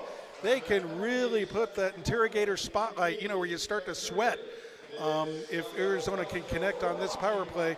This is where Coach Berman was talking about, can the Cats develop that killer mentality? Can they put teams away when they have the opportunity? 7:08 to go in the second period. Arizona needs to connect on this power play. Yeah, I mean, this is a really good opportunity to put this team away. I mean, 3 goals. It's hard to come back from that, and it's even tougher to, believe in yourself that you can come back for that, especially for a team like Arizona State that's had a difficult time scoring this year. Yeah, I don't know if their team average per game is even 3 goals per game. They have trouble scoring goals. There's a shot that goes off of Justin Dungy off of Gavin Klein and down the ice. They'll have to regroup. You can tell that their timing has not been on the power play. From no skating this week, you can tell. There's a vicious hit by Klein on an Arizona player. Nothing called there. This game is going to get nasty. It's already been nasty, but it's going to get more nasty as there's the puck right in front of Moore, and he somehow finds it. He's been very fortunate today. This could easily be a 4 or 5-0 game. Yeah, Bronson Moore's been excellent, and he's had to be. If he wants to keep his team in this game, he's going to have to keep making those big saves. Save there, making the splits to get the cover up on the puck. But yeah, his defensemen really need to start helping him out. They're kind of hanging him out to dry. They're not, clearing those second and third chances. Bronson Moore making those big first opportunity saves, but just not seeing a lot of help from his defensemen. Yeah, Moore has kept these Sun Devils in this game. He's played a very good game. The Cats continue on, try to move the puck side to side on the power play. That's the kind of stuff that I would say, and here we have a whistle, and we're going to have a face-off. Just get the puck to the net. Yeah, and it looks like we're going to get a tripping call here. Definitely another one of those ones where it's not intentional, but kind of poked his skates out from underneath that Sun Devil player. So that'll even things up for 44 seconds. Then Arizona State will go on a 1 minute and 16-second power play. Well, that was an opportunity loss for the Arizona Wildcats there halfway through this game. We're now down to the last 6 minutes of the second period. We'll play 4-on-4 for 40 seconds, and then Arizona State will have a power play. I think we can argue that 4-on-4 certainly is to Arizona's advantage with their speed and quickness. But ASU can get right back into this game on their half, the second half of this with their own man advantage. There's an Arizona player just planted. You cannot tell me this Arizona State team is not playing with ultimate effort. And there's a nice save there by Anthony Shuro. Short-handed or a near post attempt that he covers up there. 14 seconds of 4-on-4. And ASU will have 1:16 of a man advantage. Arizona State is playing with a heck of a lot of effort here today. Yeah, a lot of character for them. You can really tell that they're giving it their all here. They really want to put, a little bit of hurt on the Arizona Wildcats season. They don't want them to win this WCHL championship, kind of give them something to cheer themselves on about, prevent your rival from winning big, and I think that they're really trying to fight their way into a win here. And I understand that as motivation. I think it's easier to get up. So now the Arizona State's on the power play. I think it's easier to fight for something rather than against something. I understand the motivation. You want to prevent Arizona to win a championship, but as there's a deflection in on goal, swept away by Arizona, will it get out? It will get out. It's easier to fight, say, for we're going to win a championship rather than we're going to keep the other guys from gaining a championship. I think perhaps playing for the seniors in their last 2 games is something that's a more positive kind of message for them to fight for. They want to sweep their opponent, their arch rival, on their last home weekend. Well, so far with 4:40 to go in the second period, Arizona is the one who enjoys the 2-0 lead. Can they kill off this power play opportunity? There's 30 seconds to go. And they do get it down the ice. A good clear by the Arizona Wildcats. 4.5 minutes to go in the second period. A really fast-moving game. This is not to Arizona State's advantage.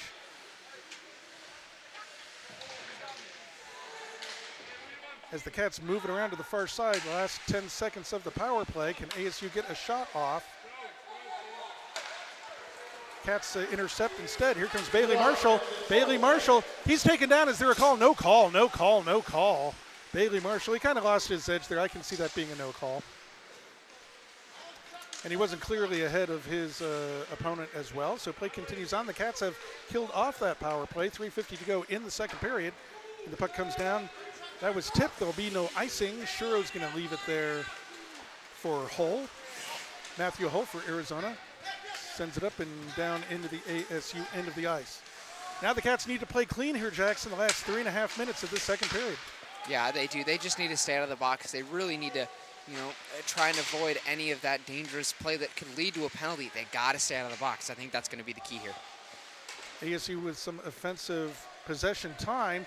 And when Tucson last weekend, Arizona State did a good job of entering the zone, setting up. They just couldn't get into those shooting or high percentage passing lanes.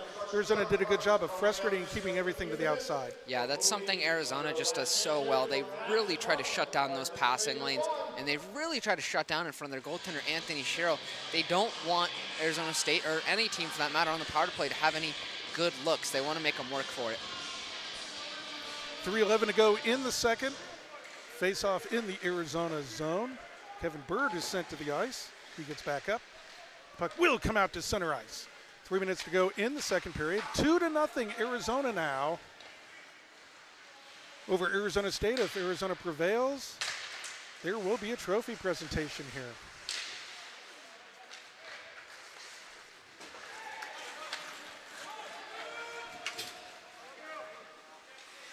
Bird digs for it behind the Arizona State net. Comes right out to the center of the ice. Can Keelan Ulnick keep it in? He does and sends it down low, but there isn't a Cat there. Jack York sends it up the boards, and it is going to get out. No. It is now. It does. And here comes Bailey Marshall and all alone. Can he get the shot off? He does. That's a high one. Rebound. Tries to come around the far side, and there's the net, I think, is off the pegs.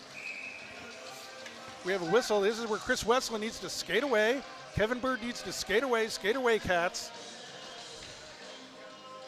Oh, there's a lot of John. There is some bad intent here going on. Connor Deneen talking with Kevin Bird. You can just feel the tension rising between these two teams, Jackson. Yeah, and it looks like the Cats are going to get a call here. Doesn't look like Arizona State's going to get one. Looks like Arizona State's going to. Wow. Might get the power play here. Wow.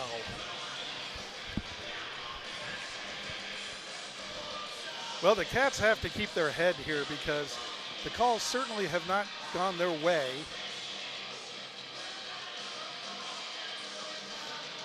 This is part of the challenge, Jackson, of playing up here in Tempe.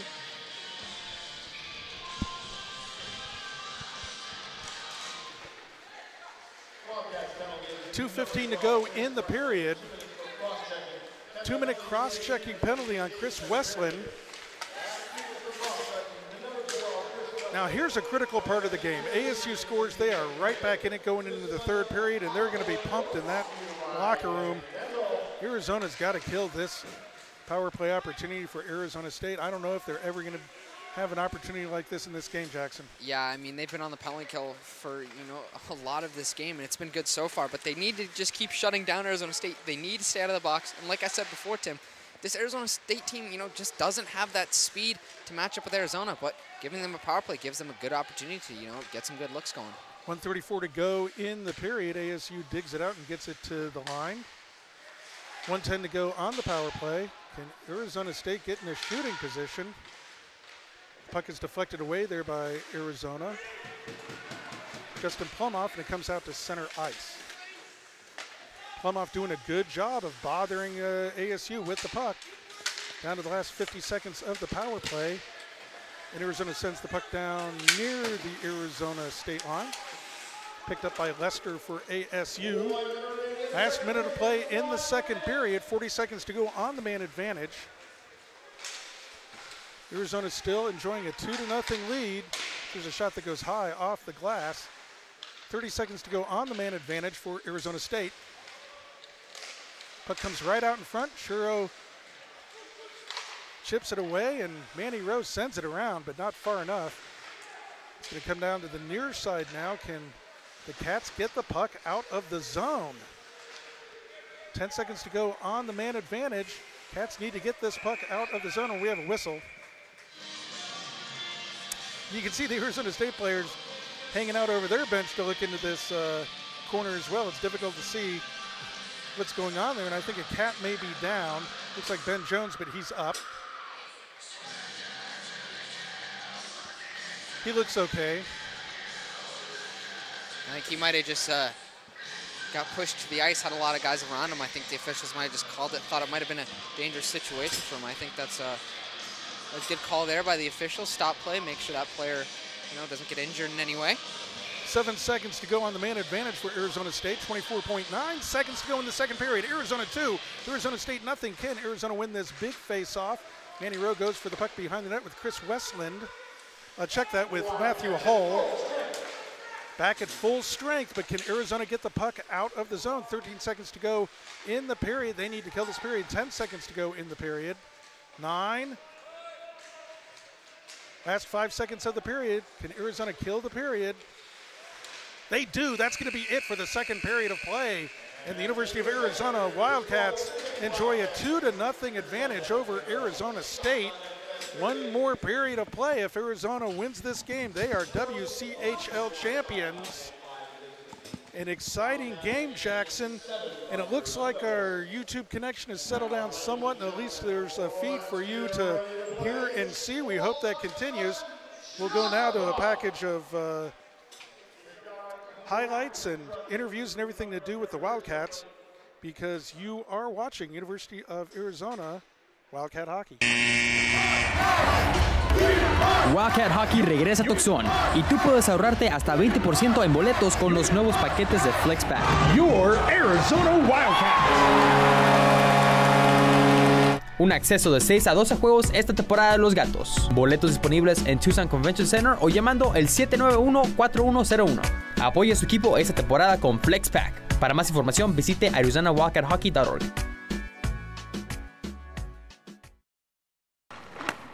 We need you. We need you. We need you to support Wildcat Hockey. The Wildcats are back in action, and it's time to show your U of A pride at the TCC Arena. Please call for tickets or come to the TCC box office. U of A Hockey is affordable and fun for the entire family. We need you.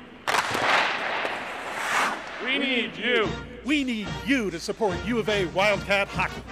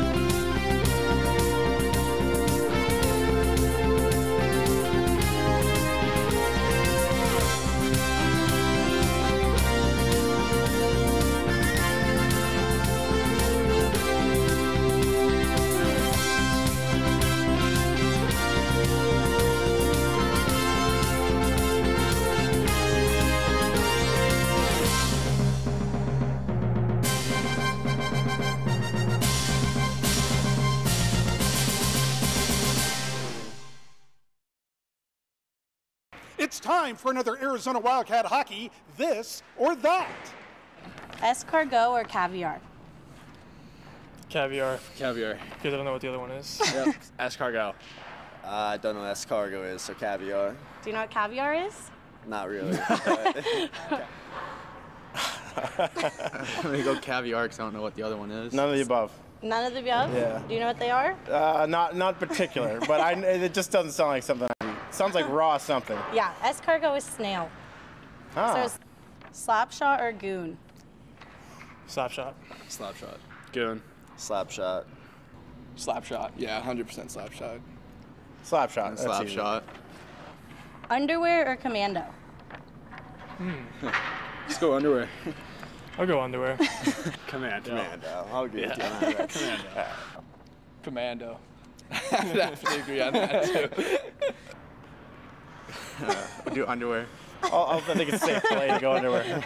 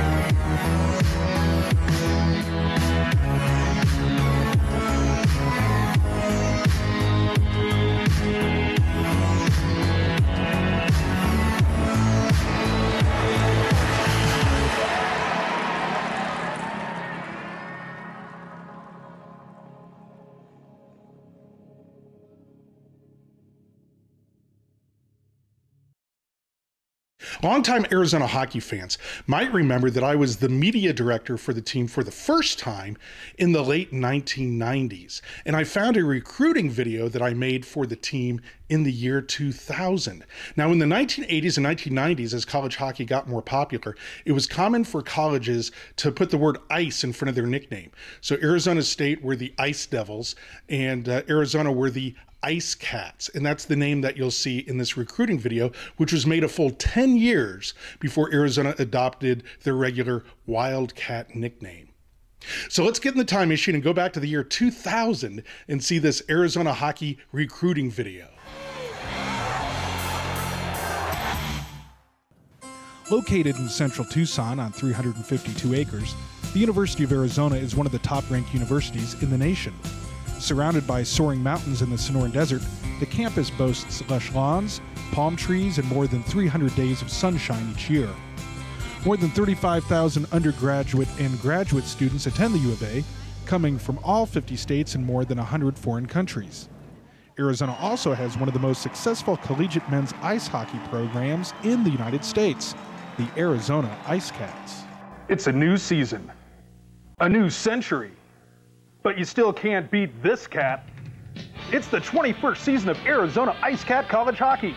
18 home games at the TCC with 4 matchups against arch rival ASU. The Arizona Ice Cats compete in Division I of the American Collegiate Hockey Association, the ACHA. All home games are played in the 7,000-seat Tucson Convention Center near the U of A campus. More than 1 million fans have packed the TCC over the years to watch Arizona Ice Cat hockey. That's an average of 5,000 fans a game, making the Ice Cats one of the top 5 draws in the U.S. for collegiate hockey at any level. Paul, for those who haven't seen what it's like to have 7,000 people at the Tucson Convention Center to cheer for the Arizona Ice Cats against a team like arch rival ASU, for instance, can you tell them what kind of madhouse it is.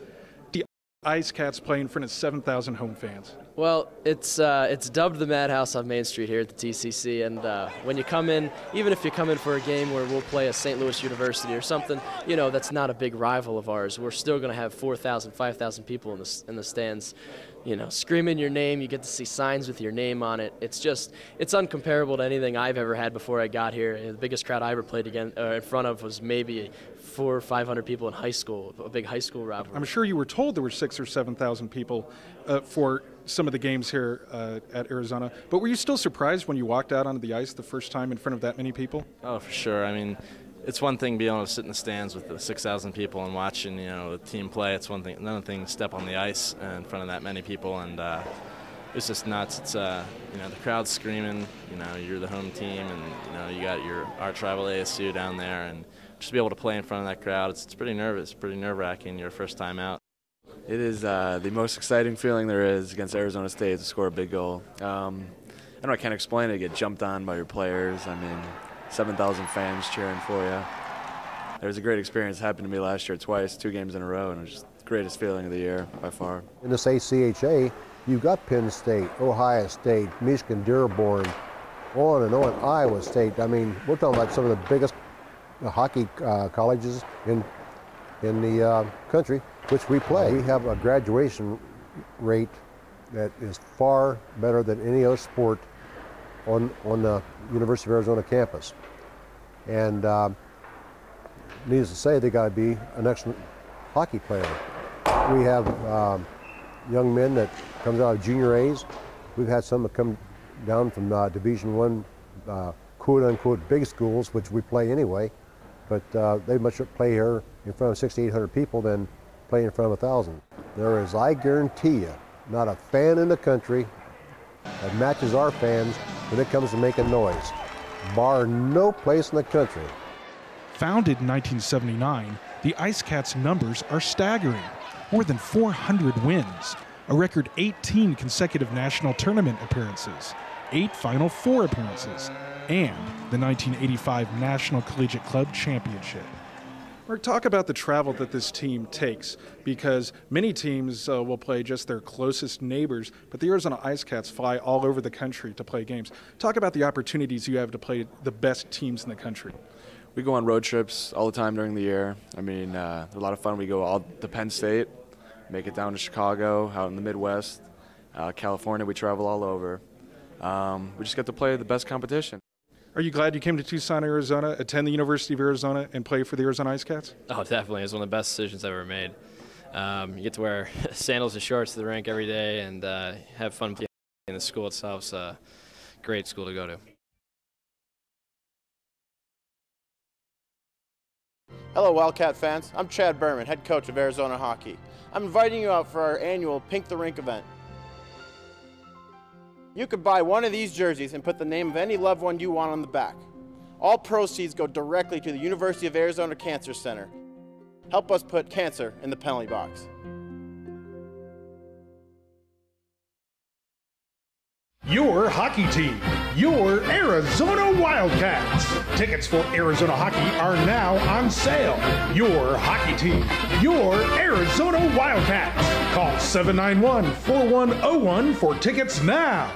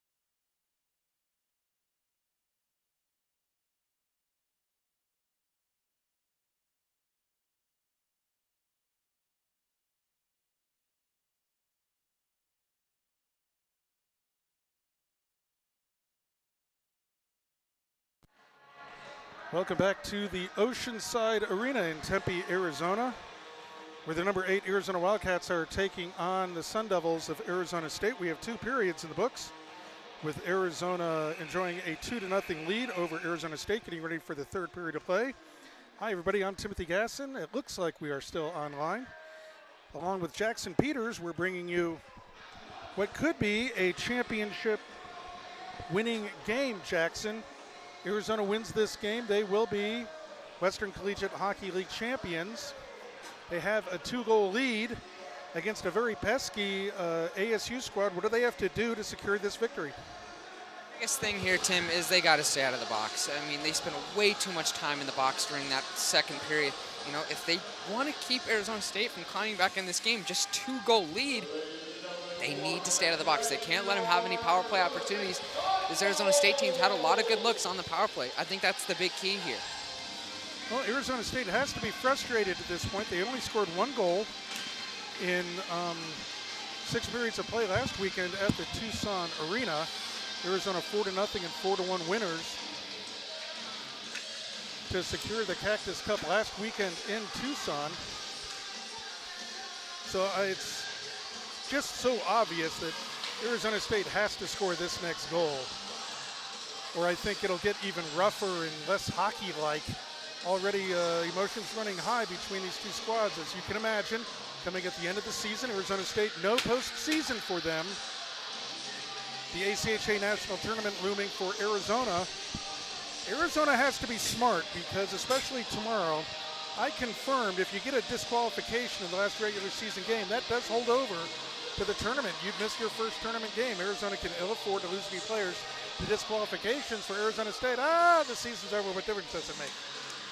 So the 3rd period of play here, and we know that the trophy is in the building, and that's an exciting feeling, Jackson. You don't win a championship every day. Now, Arizona has won other conference champions, other conferences that they win. The Rocky Mountain Hockey Association, they won a number of championships back in the 80s into the 90s. But they have not won a Western Collegiate Hockey League championship.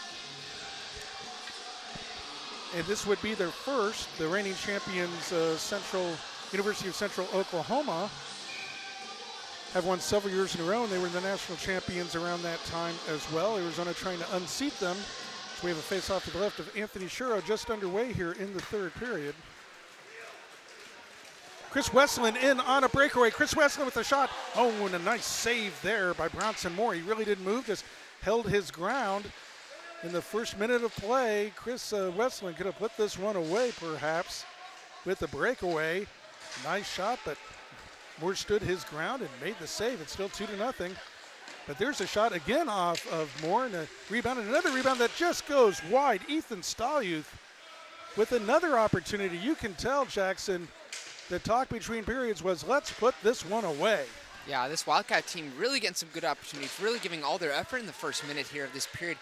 And I think you're right, Tim. I think that was definitely the subject matter in the room during that 2nd intermission.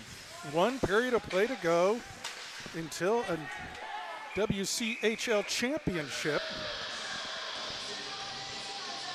Arizona with a 2-0 lead. 1 minute gone in the period. Now Jackson Peters and I will go down to ice level to capture the championship trophy being given to Arizona if indeed they win this game. And Tom Callahan will step into the broadcast to bring us home, and then we'll come back and join him for the post-game report. There's a lot of hockey to play until that.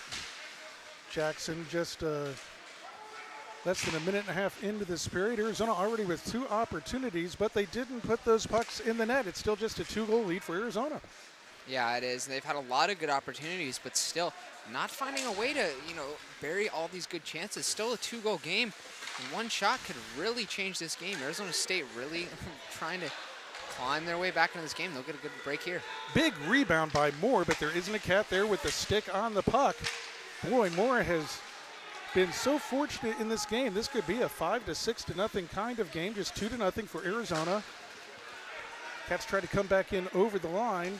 It's Cam Armstrong digging for it in the near side boards with Dickinson. Now Kyle Wade gets it out, but it comes out to center ice. Back to Justin Dungy. Over to Cam Armstrong. That's going to be an ice on Arizona, and we have a whistle. Just 2 minutes and 13 seconds gone in this third and final period. We think there is overtime in college hockey. Arizona needs to get to overtime today and tomorrow. That's one way they could get 2 points and win the championship. They could win in regulation. That's another way. They could go to overtime and win in overtime, or win in a shootout. That's another way that they could win the championship in either of these games. Right now they have a 2-goal lead in the third period. And this is why we're here in Tempe, Arizona. The first ever road broadcast for University of Arizona Wildcat Hockey as Anthony Shiro makes a save and gobbles that one up.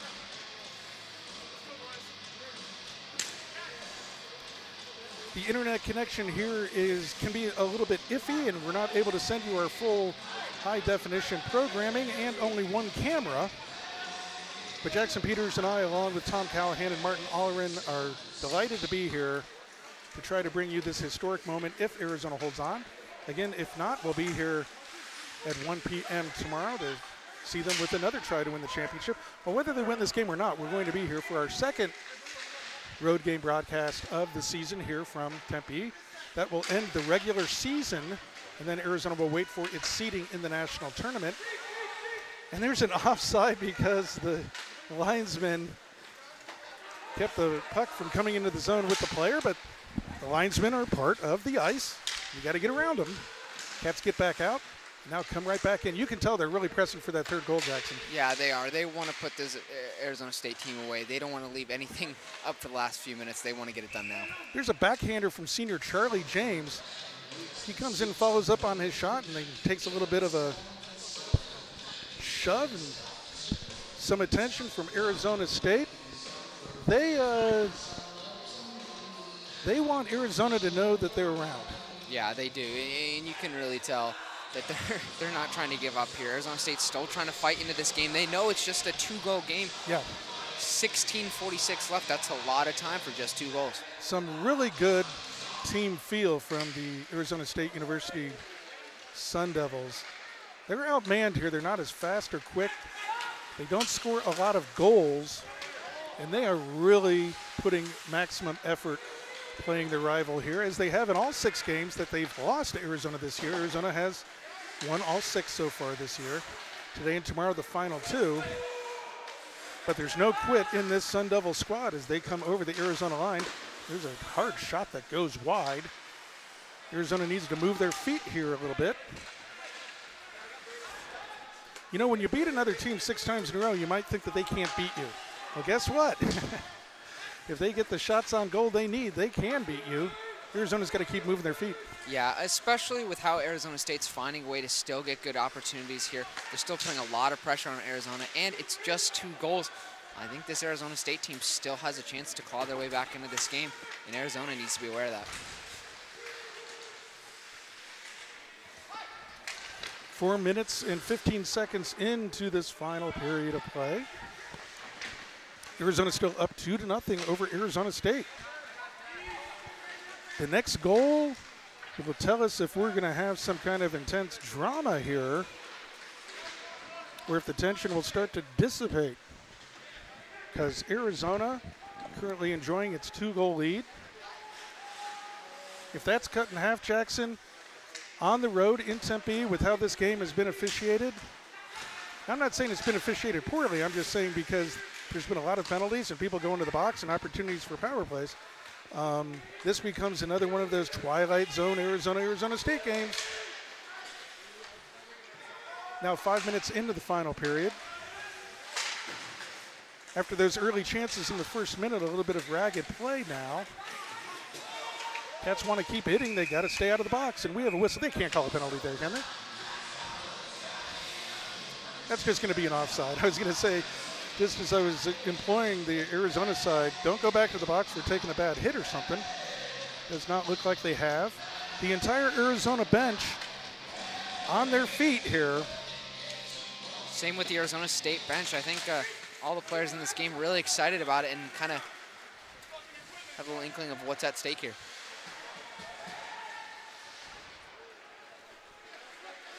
Play back on now as Arizona tries to keep it in the zone, but Arizona State's going to come away with it.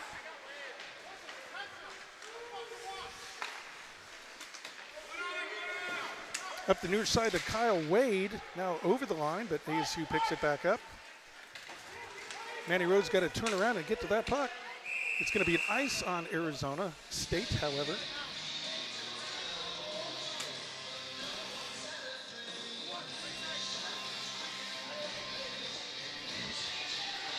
So with 5:50 gone in the third period of play, Arizona still with that's come away with it. That's Chris Westland with it.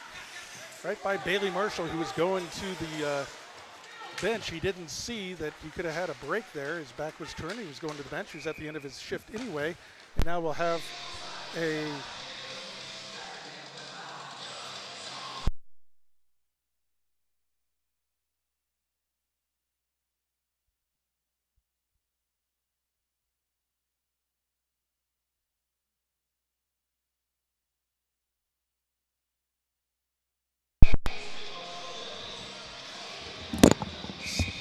sorry about that, Wildcat fans. Now we had a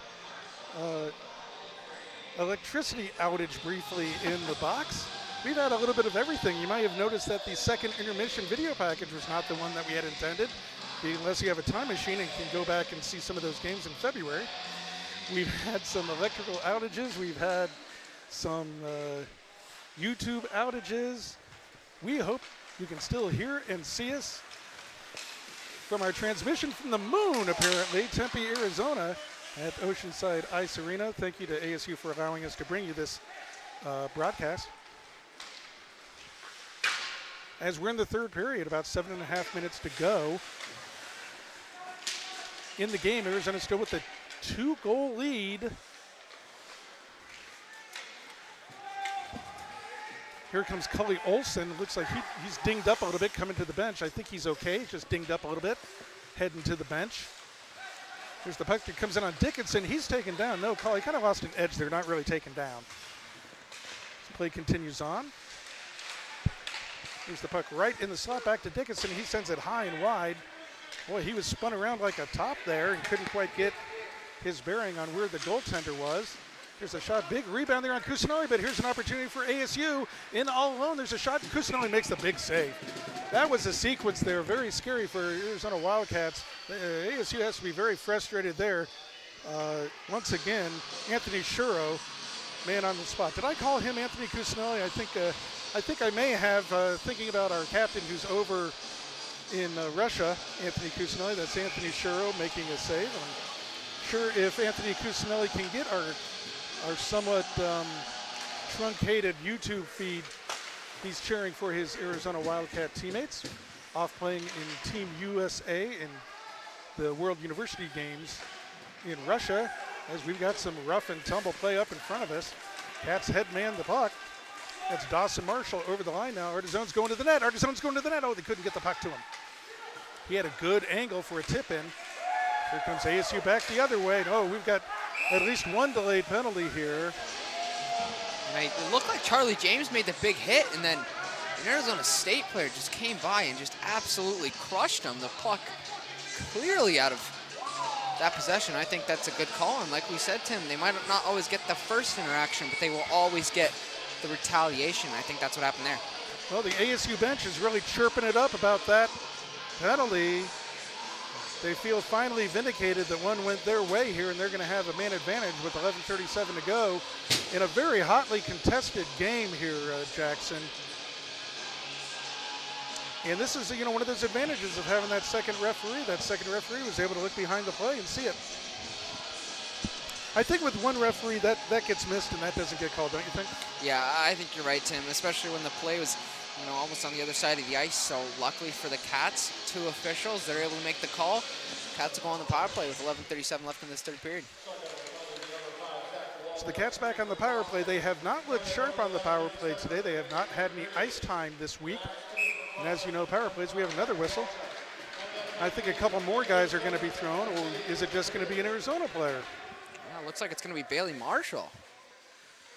Or that's actually Ben Jones. I think they're going to even this one up. Boy, wow.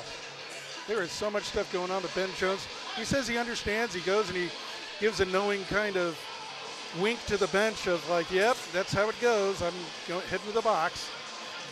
So we'll skate 4-on-4 for 1:51 and then a 9-second power play for Arizona State. This is the kind of stuff that some games you just have to slog through somehow. You just have to get through them. You have to not let calls get in your brain, and you just got to keep moving your feet and try to make the right hockey plays. You can tell the Arizona players are just trying to figure out how are we allowed to play this game.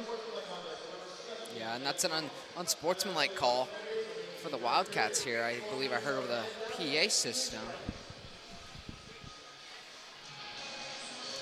Ben Jones went over to the official and said, what did I say? What is it that I said? He seemed to agree with, oh, okay. I guess maybe you heard that, maybe that's what happened here. So we'll skate 4-on-4 for almost the full 2 minutes. A very short power play for Arizona State. At the end of that, 11 minutes and 15 seconds to go in the game. Arizona still with a 2-goal lead.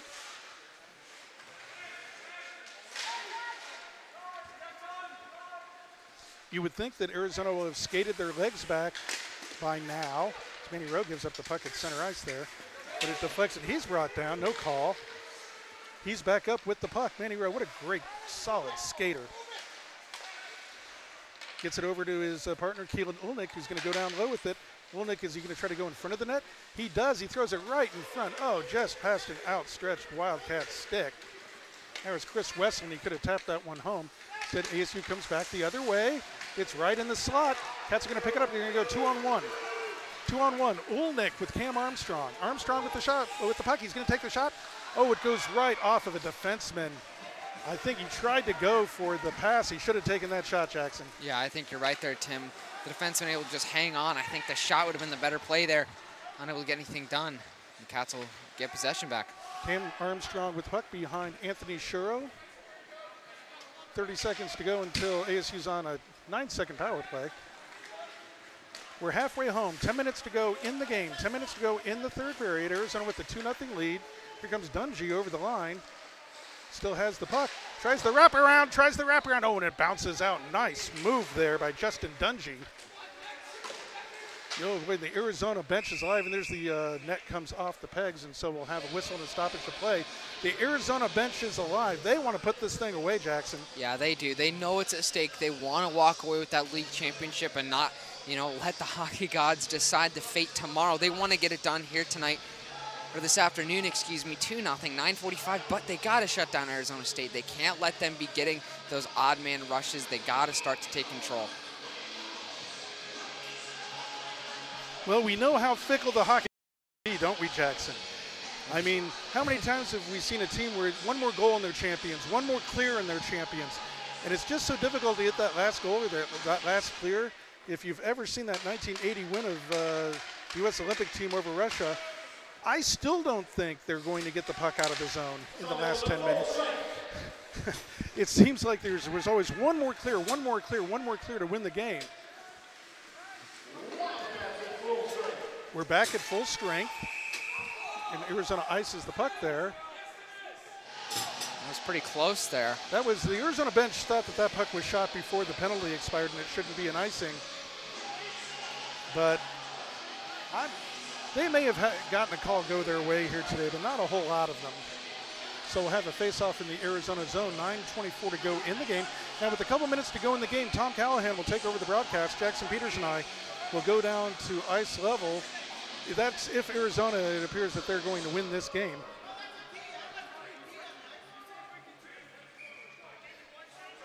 And again, stick with us and our feed. We know it's disconnecting and reconnecting. It had been performing pretty well there in the second period, and we know it's down to a very minimal level right now. Stick with us. Has to do with the internet capability at the Oceanside Arena. ASU with a shot that goes right into the catching glove of Anthony Shuro, and then there's Some more pushing and shoving afterwards. That's Adam Hevner. Now talking with Manny Rowe. It's Hulston talking to Rowe. And we got to hope cooler heads prevail here, regardless of the outcome of this game. You just don't want to see this really hard-fought rivalry turn into something other than ice hockey. Yeah, especially with, you know, something so big as the WCHL League Championship. You want this game to end on a good note. And if you're the Wildcats, you have to remember, like you said, Tim, any suspension could potentially lead into the national tournament, and you want to make sure all your guys are good to go for that. Yeah, you got to avoid that. We'll talk about that for tomorrow's game, because the implications there, it's very going to be difficult to play that game as Arizona comes in over. Oh, and Cully Olson could not feather that puck through. He had a Wildcat all alone in front as Ethan Stahlhuth or Justin Plumhoff tries to get it in. There's Olson again with a shot that gets blocked. Yet another opportunity. You get the idea if Arizona had been skating this last couple weeks, some of these would have gone in. Some of it is just a little bit of a timing issue, but Arizona has done enough so far. 2-0 over Arizona State. We should talk about goal differential, and coaches hate to talk about this because you just want to win a game and have respect for your opponents. But goal differential will come into the rankings for the seedings, and Arizona needs to score as many goals as possible.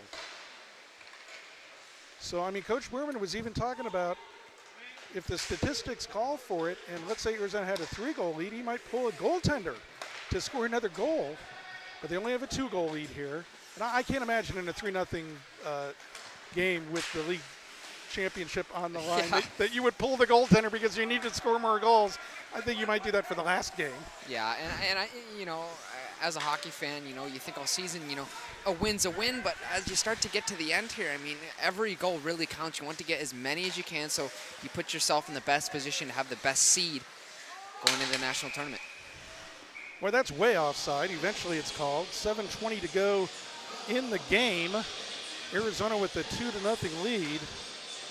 Yeah, and you know, the whole idea of we need to score a lot of goals to try to help the computer rankings, that is not an attempt at disrespect at Arizona State. This has to do with the rankings, the computer rankings, and how they look at the goal differential. So that's not an attempt to rub it in on an opponent at all. As Arizona comes in offside with Kyle Wade. It just has to do with the computer rankings. Arizona's trying to get their best seed possible. And the computers think that Arizona should win this game by 3 goals. Computers don't have to play games, though. And we know, looking at the league standings for the ACHA, that the computers they're using can be a little questionable. Not quite sure what they're thinking all the time. Yeah, I think sometimes that maybe the ACHA ranking computer is running like Windows 95 or something. Sometimes we cannot figure out how the rankings make sense sometimes. But yeah, a little DOS system it's running. As plays back on, under 7 minutes to go in the game now. It's do or die time for Arizona State. Just a 2-goal lead for Arizona. 6:45 to go in the game. As I said, with a couple minutes to go, Tom Callahan, former NHL voice of the Nashville Predators, will take over the broadcast. What a luxury that is, that we can have Tom with us. He's doing social media for us today on Twitter and Facebook to come in and bring us home and call that championship moment while Jackson and I go down and get some video and interviews.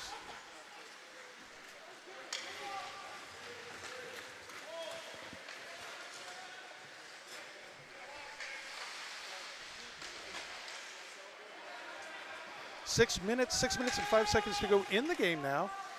No icing. Keelan Ulnick picks it up for Arizona. Hull trying to settle things down. That's a good idea. Another one of the talented freshman defensemen for Arizona. He almost gave that puck away right into the top of the slot, though. That's what I get for complimenting him. There's a tough hit by Holston there. Anything called? Nothing called, and Dawson Marshall just skated away. Boy, that could have turned into a little bit of an altercation. It could have been a high hit. Nothing called. And I think that's the right call there to make it a no call, but not quite sure what the whistle's going to be for. I think the puck might have deflected out of play. We'll have the draw at center ice. Just 5:45 remaining in this third period. Arizona State still looking to get their first goal of the night. Still hanging on. The Cats will get it center ice. They'll send it down. Bronson Moore will come out to play it. Cats in deep, trying to get control of the puck. A big hit along the wall. Still fighting for it in the corner. One of the Cats, Charlie James, thrown to the ice. Cats will get it out front. Ooh, and a Cat thrown to the ice. Still got opportunity. Bronson Moore gives up the rebound. One-on-one for the Sun Devils here. Manny Rowe defending. Pushes that Arizona State player to the side, and Anthony Sherrill makes another excellent save. Anthony Sherrill been so good tonight, good all season. The big reasons for the Wildcats' success this year, don't you think, Tim? Well, absolutely right. I mean, Anthony Sherrill, I mean, he was a great goaltender as a freshman. He's really just grown up so much as a goaltender, such a calm cucumber in the net. And like I said, we've seen him steal games before. If he could play at that level when Arizona needs that in the tournament and steals a game, Arizona could go deep in this tournament. We talked about Anthony Cusinelli and, of course, Bailey Marshall, if they can score a couple big goals. And then if Arizona can get some secondary scoring, Chris Westland, Ethan Stolley with Justin Plumoff, they can score a couple big goals. Arizona could go deep in this tournament, but it all depends on who they get matched up with. And that's why they need to win this game and tomorrow's game and score some goals doing it.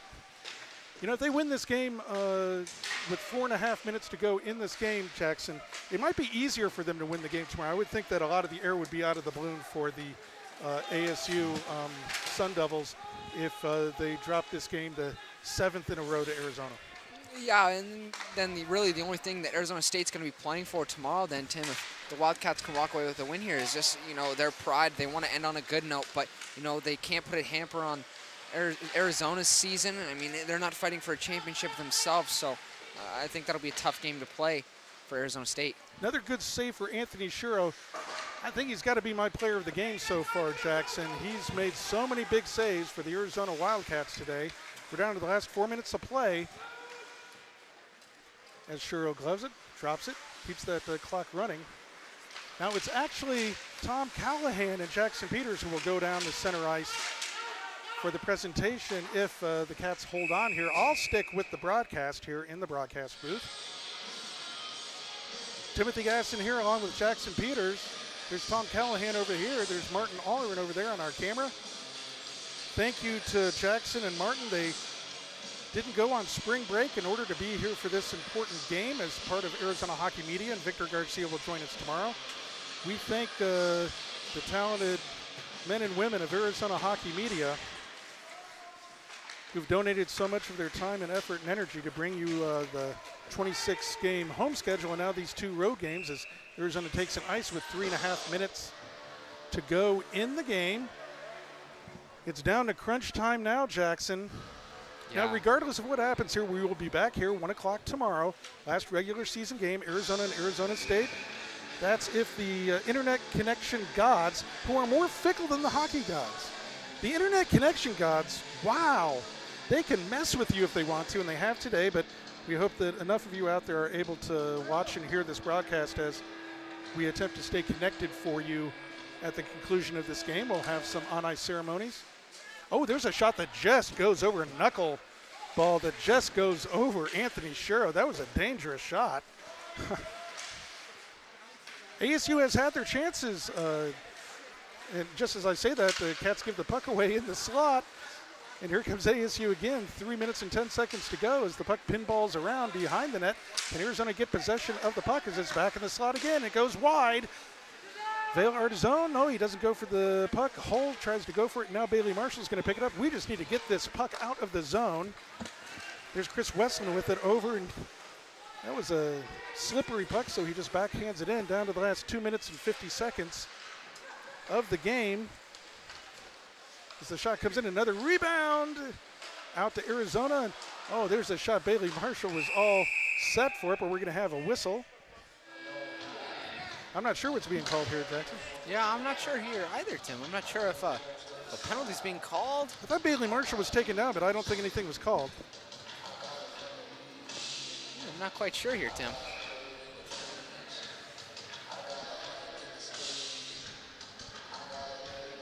.238 to go in the contest.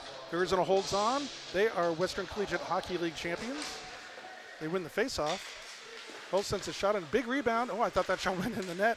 That was some wishful thinking. I thought I saw the back of the net move. I think I did, but it wasn't because the puck went in it. Still 2-0 Arizona. We'll keep an eye on Bronson Moore and see when he comes out of the net. If he does, if there's an Arizona State player in all alone with the backhander, and another great save by Anthony Shuro. For sure, our player of the game is Justin Plumoff, comes up ice, sends a shot in on Moore. He gloves it, but he doesn't want to freeze it there. He sends it up the ice, and he's going to ice that. Now they're going to call off icing. Last 2 minutes of the game. There goes Jackson Peters and Tom Callahan down to ice level. We hope that a trophy is going to be presented to the University of Arizona Wildcats. In 1:50 of game time, Arizona with a 2-goal lead. Moore is still in the nets for Arizona State. They need 2 as they come in off the line offside. Boy, that's a late offside call, but it is called. So I'll bring this broadcast home for you, ladies and gentlemen. Timothy Gasson here in Tempe, Arizona. In the 40 years of Arizona hockey, and in the more than 30 years I've been associated with Arizona hockey, we have our first road broadcast here. The internet conditions have been rough, but they've been good enough for us to bring you some pictures, one camera, and some audio. We hope that you can see and hear it. As we're down to the last 1:30 of the game, Arizona with the 2-goal lead. There's a shot that goes off the crossbar. Arizona sends it back in, but I think they're outside. They got to vacate. 1:22 to go in the game.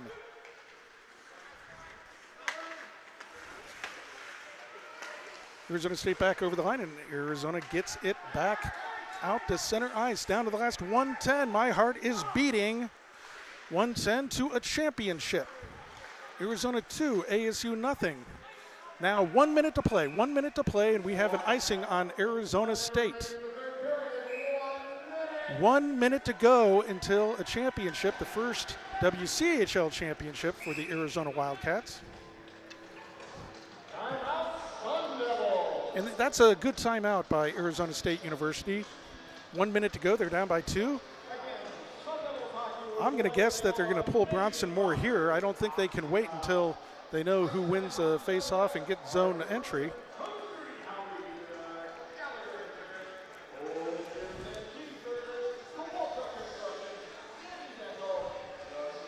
One minute exactly to go in the game. Coach Berman telling his troops, diagramming a play.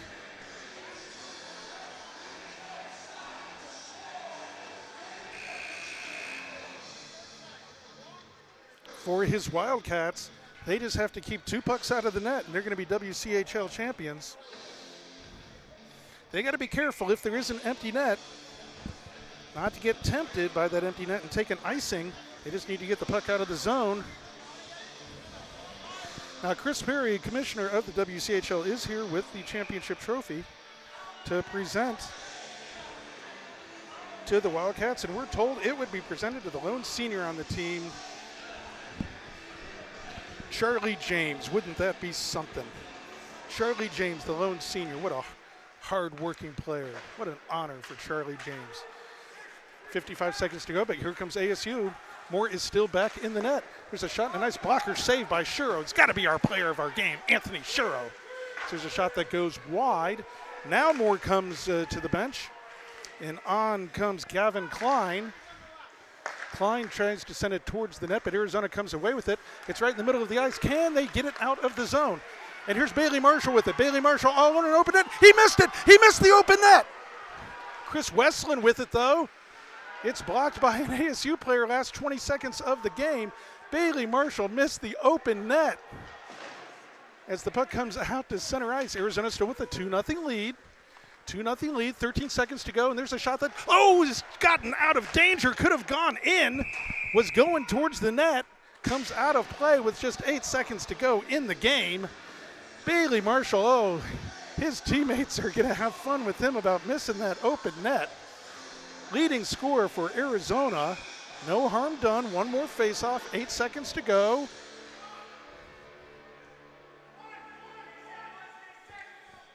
.2 seconds. Arizona gets the puck out to center ice. 5, 4, 3, 2, 1. The University of Arizona Wildcats are champions of the Western Collegiate Hockey League. The West is the best and Arizona is the best. The Wildcats win their first ever WCHL championship. This is a great day to be a Wildcat. You can see the team swarming Anthony Shuro. So much hard work has gone into this championship. Joel Hoff, vice president of the university, coming out with the base for the trophy. Chris Perry from the commissioner of the WCHL coming out to present the cup. I think it's going to go to Charlie James, the senior on the squad. Arizona trying to be respectful here of their opponents. They're not trying to rub their nose in here with their opponents. They're on the ice of Arizona State. They're trying to be respectful with their celebration. They'll do most of their celebration off of ice. Arizona State being very respectful here and standing on the blue line waiting to shake hands afterwards. Oh, the cup has just been given to Charlie James.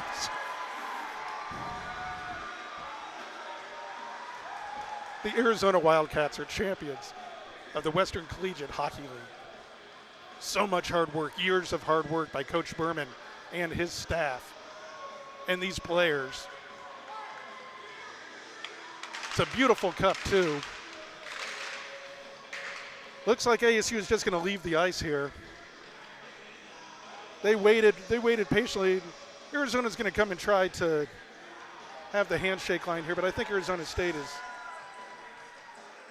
Oh, they're going to. Okay, Arizona State's just going to leave the ice here. I think we're going to have some pictures taken at center ice with the cup. ASU was wondering if they were going to do the handshake line.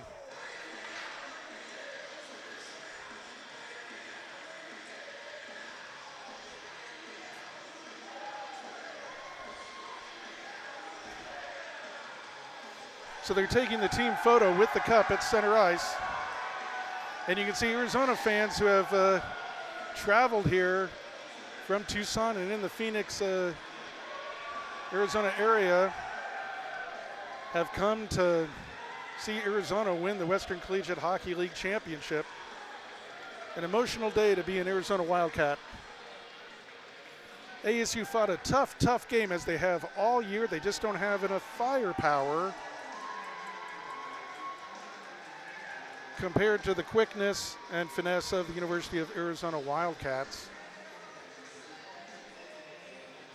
And we'll do it one more time. We'll end the regular season tomorrow here at 1 p.m. in Tempe at Oceanside Arena.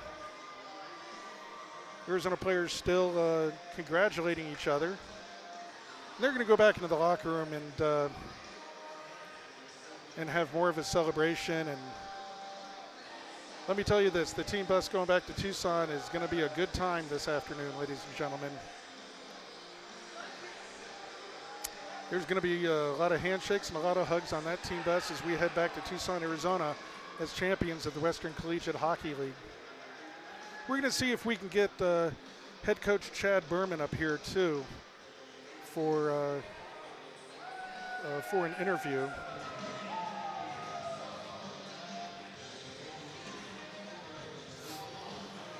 The Cats are still on the ice with the cup. Arizona 2-0 winners over Arizona State University today. They're a perfect 7-0 against Arizona State today. Here, let's see if we can get Coach Berman.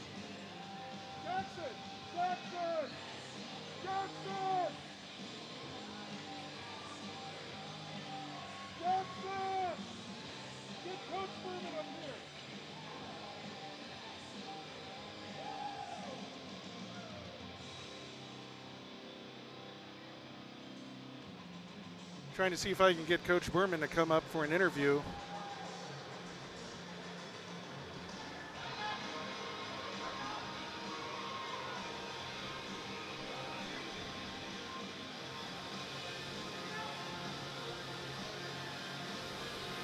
As the Zamboni's on, the players have to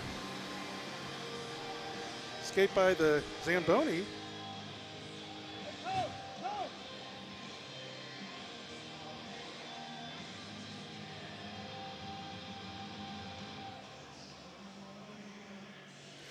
Going to try to get Coach Berman up here to talk about the victory of the Western Collegiate Hockey League championship.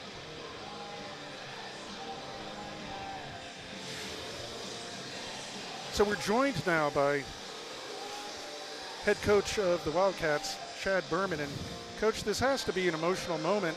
So much hard work from you, your staff, the players, everyone involved with University of Arizona Wildcat Hockey. You are finally champions of the Western Collegiate Hockey League. Can you express to the Wildcat Nation your emotion right now? No. Man, it was so hard to get to this point. I mean, we had one practice this month. That's insane. How does a group, the reputation of a bunch of frat kids who do pool parties, don't practice, how does a group pull something like this off? It's really incredible. It doesn't happen without great leadership and the character of the guys in those room. And man, the journey here was so hard. That's what I'm thinking about. It's insane. Everyone sees the championship moment when you raise that trophy, but they don't see you up in the middle of the night looking at film. They don't see players going and running stairs. They don't see all the workouts that you have in the off season. Just all the team meetings, all the communication, all the sweat, all the tears, all the defeats, just all the hard work that goes into becoming a champion. And I just want you to know, as a guy who's watched a lot of Arizona hockey, this is one of the finest teams in the history of the 40-year history of University of Arizona Wildcat Hockey. Of course, we want to remind fans, Arizona are Cactus Cup champions for the second consecutive year. They're now champions of the Western Collegiate Hockey League. What do you have to say about your goaltender, Anthony Scher, on the job he did today? As you said, you didn't skate at all this week, so he had to be the guy to be Johnny on the spot. Gee, how many times today? Yeah, kid's a superstar. Defensively, we're much better this year, and we spent a lot more time in the D zone working on that stuff. But man, as he made us look better than we are most nights, especially this month, and we've played 4 games where we haven't been very good in a row. And I don't, when you're not practicing, I don't know what you demand. So it's just incredible. I mean, that kid he's the kind of kid who can win you a national championship, and that's why we feel like we're a really tough wild card in a one-and-done format. With the way we shot block and the way we buy in, and then you got to get through him too. And then obviously we've got some potent talent up front. My guess is we're going to see Lindenwood in that second round if we can get there, and that's a whole new challenge. Regardless, that'll be great for our program moving forward as far as growth. And seeing that stuff, I think we saw it last year when we saw Minot State and what a big jump number 1 looks like, and that's only good for us. But we got one kid graduating. This is not the top of the mountain. This is the flag in the ground saying that Arizona hockey's back and we're for real and we're not going anywhere. We set goals. Cactus Cup number 1, check. Finish top 10, we should be good, check. Conference title, check. There's only one thing left to do in this program. We're going to win a national championship. And I know I say that often. I know it's audacious. I know how hard that is, and I don't say it lightly, but we're going to make it happen. Now, there was a nice touch there at the end when the trophy was being presented. The lone senior on the squad, Charlie James, was given the cup. Can you just talk? I got really emotional seeing that. Chuck is one of the hardest working hockey players that you could ever want on a team. Can you talk about that accomplishment for him? And we're the program from 4 years ago, from him as a freshman today, playing in one of his 2 last regular season games as a champion. I think what's remarkable about Charlie is you want to talk about a determined kid. He's not supposed to be here still. He's not supposed to be on the ice. If you'd have told me 4 years ago the roster would have gotten to 6th in the country and we keep moving along, I would have said there's no way he stays in the lineup. Does he stay on the team? I don't know. it's incredible that the program kept growing. He kept growing with it because he put in the work in the off season, and that's where those are the roots of championship teams. It's not in the outcome. That stuff happens as a result. Yeah. But when you have kids putting in the work in the off season, and constantly buying in, anything can happen. That's the key, Coach. Any coach can talk about the outcome, the result. But to get guys to buy into the work that's needed to get there is another thing. Everyone can say they want to be a champion. Everyone can say they're going to work hard, but you actually have to work hard. You have to be talented. You have to do all those things. You have to, get together on the bus. You have to like each other. You have to work. You have to care. All that stuff doesn't just happen. That comes from incredible effort. And I think, this is an odd question, but is it a relief to finally win this championship? Do you feel a little bit relieved? I never let myself get there, honestly. I mean, the last couple of weeks I've fought it for sure. I didn't. There were days I didn't know if this was possible, Tim, and I say that because this culture was such a mess when we took it over. I mean, it was worse than I thought, and there were just some really, really dark days of funneling out 6 kids in a year, and they're our 6 most talented kids. You do it to get to this point because I know you can keep playing with those kids and it can be fine, but you have to go backwards to go forward in these things. And we had to reroute, dig out the culture, go backwards to go forward. And through the process, you're in a conference like we do, which is very tough with Oklahoma, Central Oklahoma, ASU, all these teams.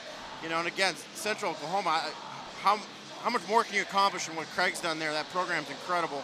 And I mean this with as complimentary as possible. To knock them off makes it a little more special because I respect that program and Craig so much. To be a champion, you have to beat a champion, and that's exactly, you've dethroned Central Oklahoma, which is which could still go very deep in this national tournament. That's a tough team.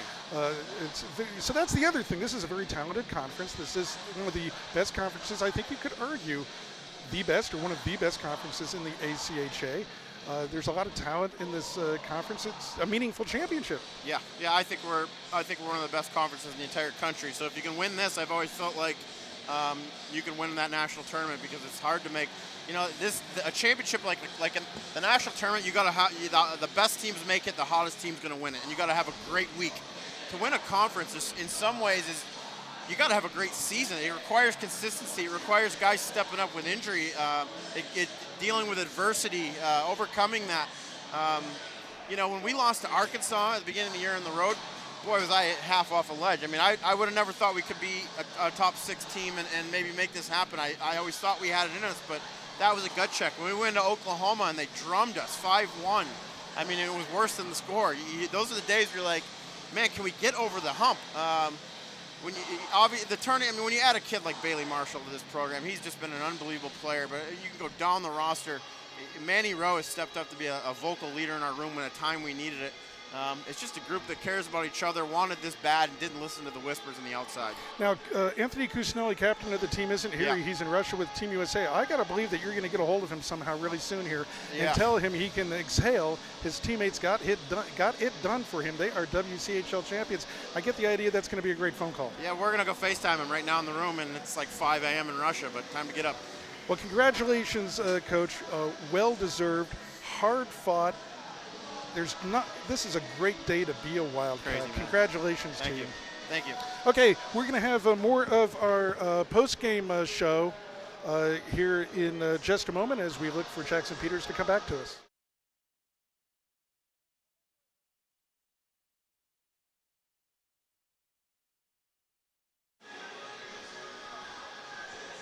So we're at the Oceanside Arena in Tempe, Arizona, where the University of Arizona Wildcats have secured their first Western Collegiate Hockey League championship with a 2-0 victory over the Arizona State University Sun Devils. Boy, that's not the end of the regular season, though. The end of the regular season will be tomorrow here at Oceanside between these same Arizona Wildcats and these same Arizona State Sun Devils. It'll be fascinating to see how both teams approach that game because the only thing that's on the line is top seeding or higher seeding for the University of Arizona. There's nothing to be gained. And also for Arizona State seniors, it'll be their senior day to perhaps get one victory to end their careers here at Arizona State against Arizona. Of course, you don't want to go 0-8. Let's talk first with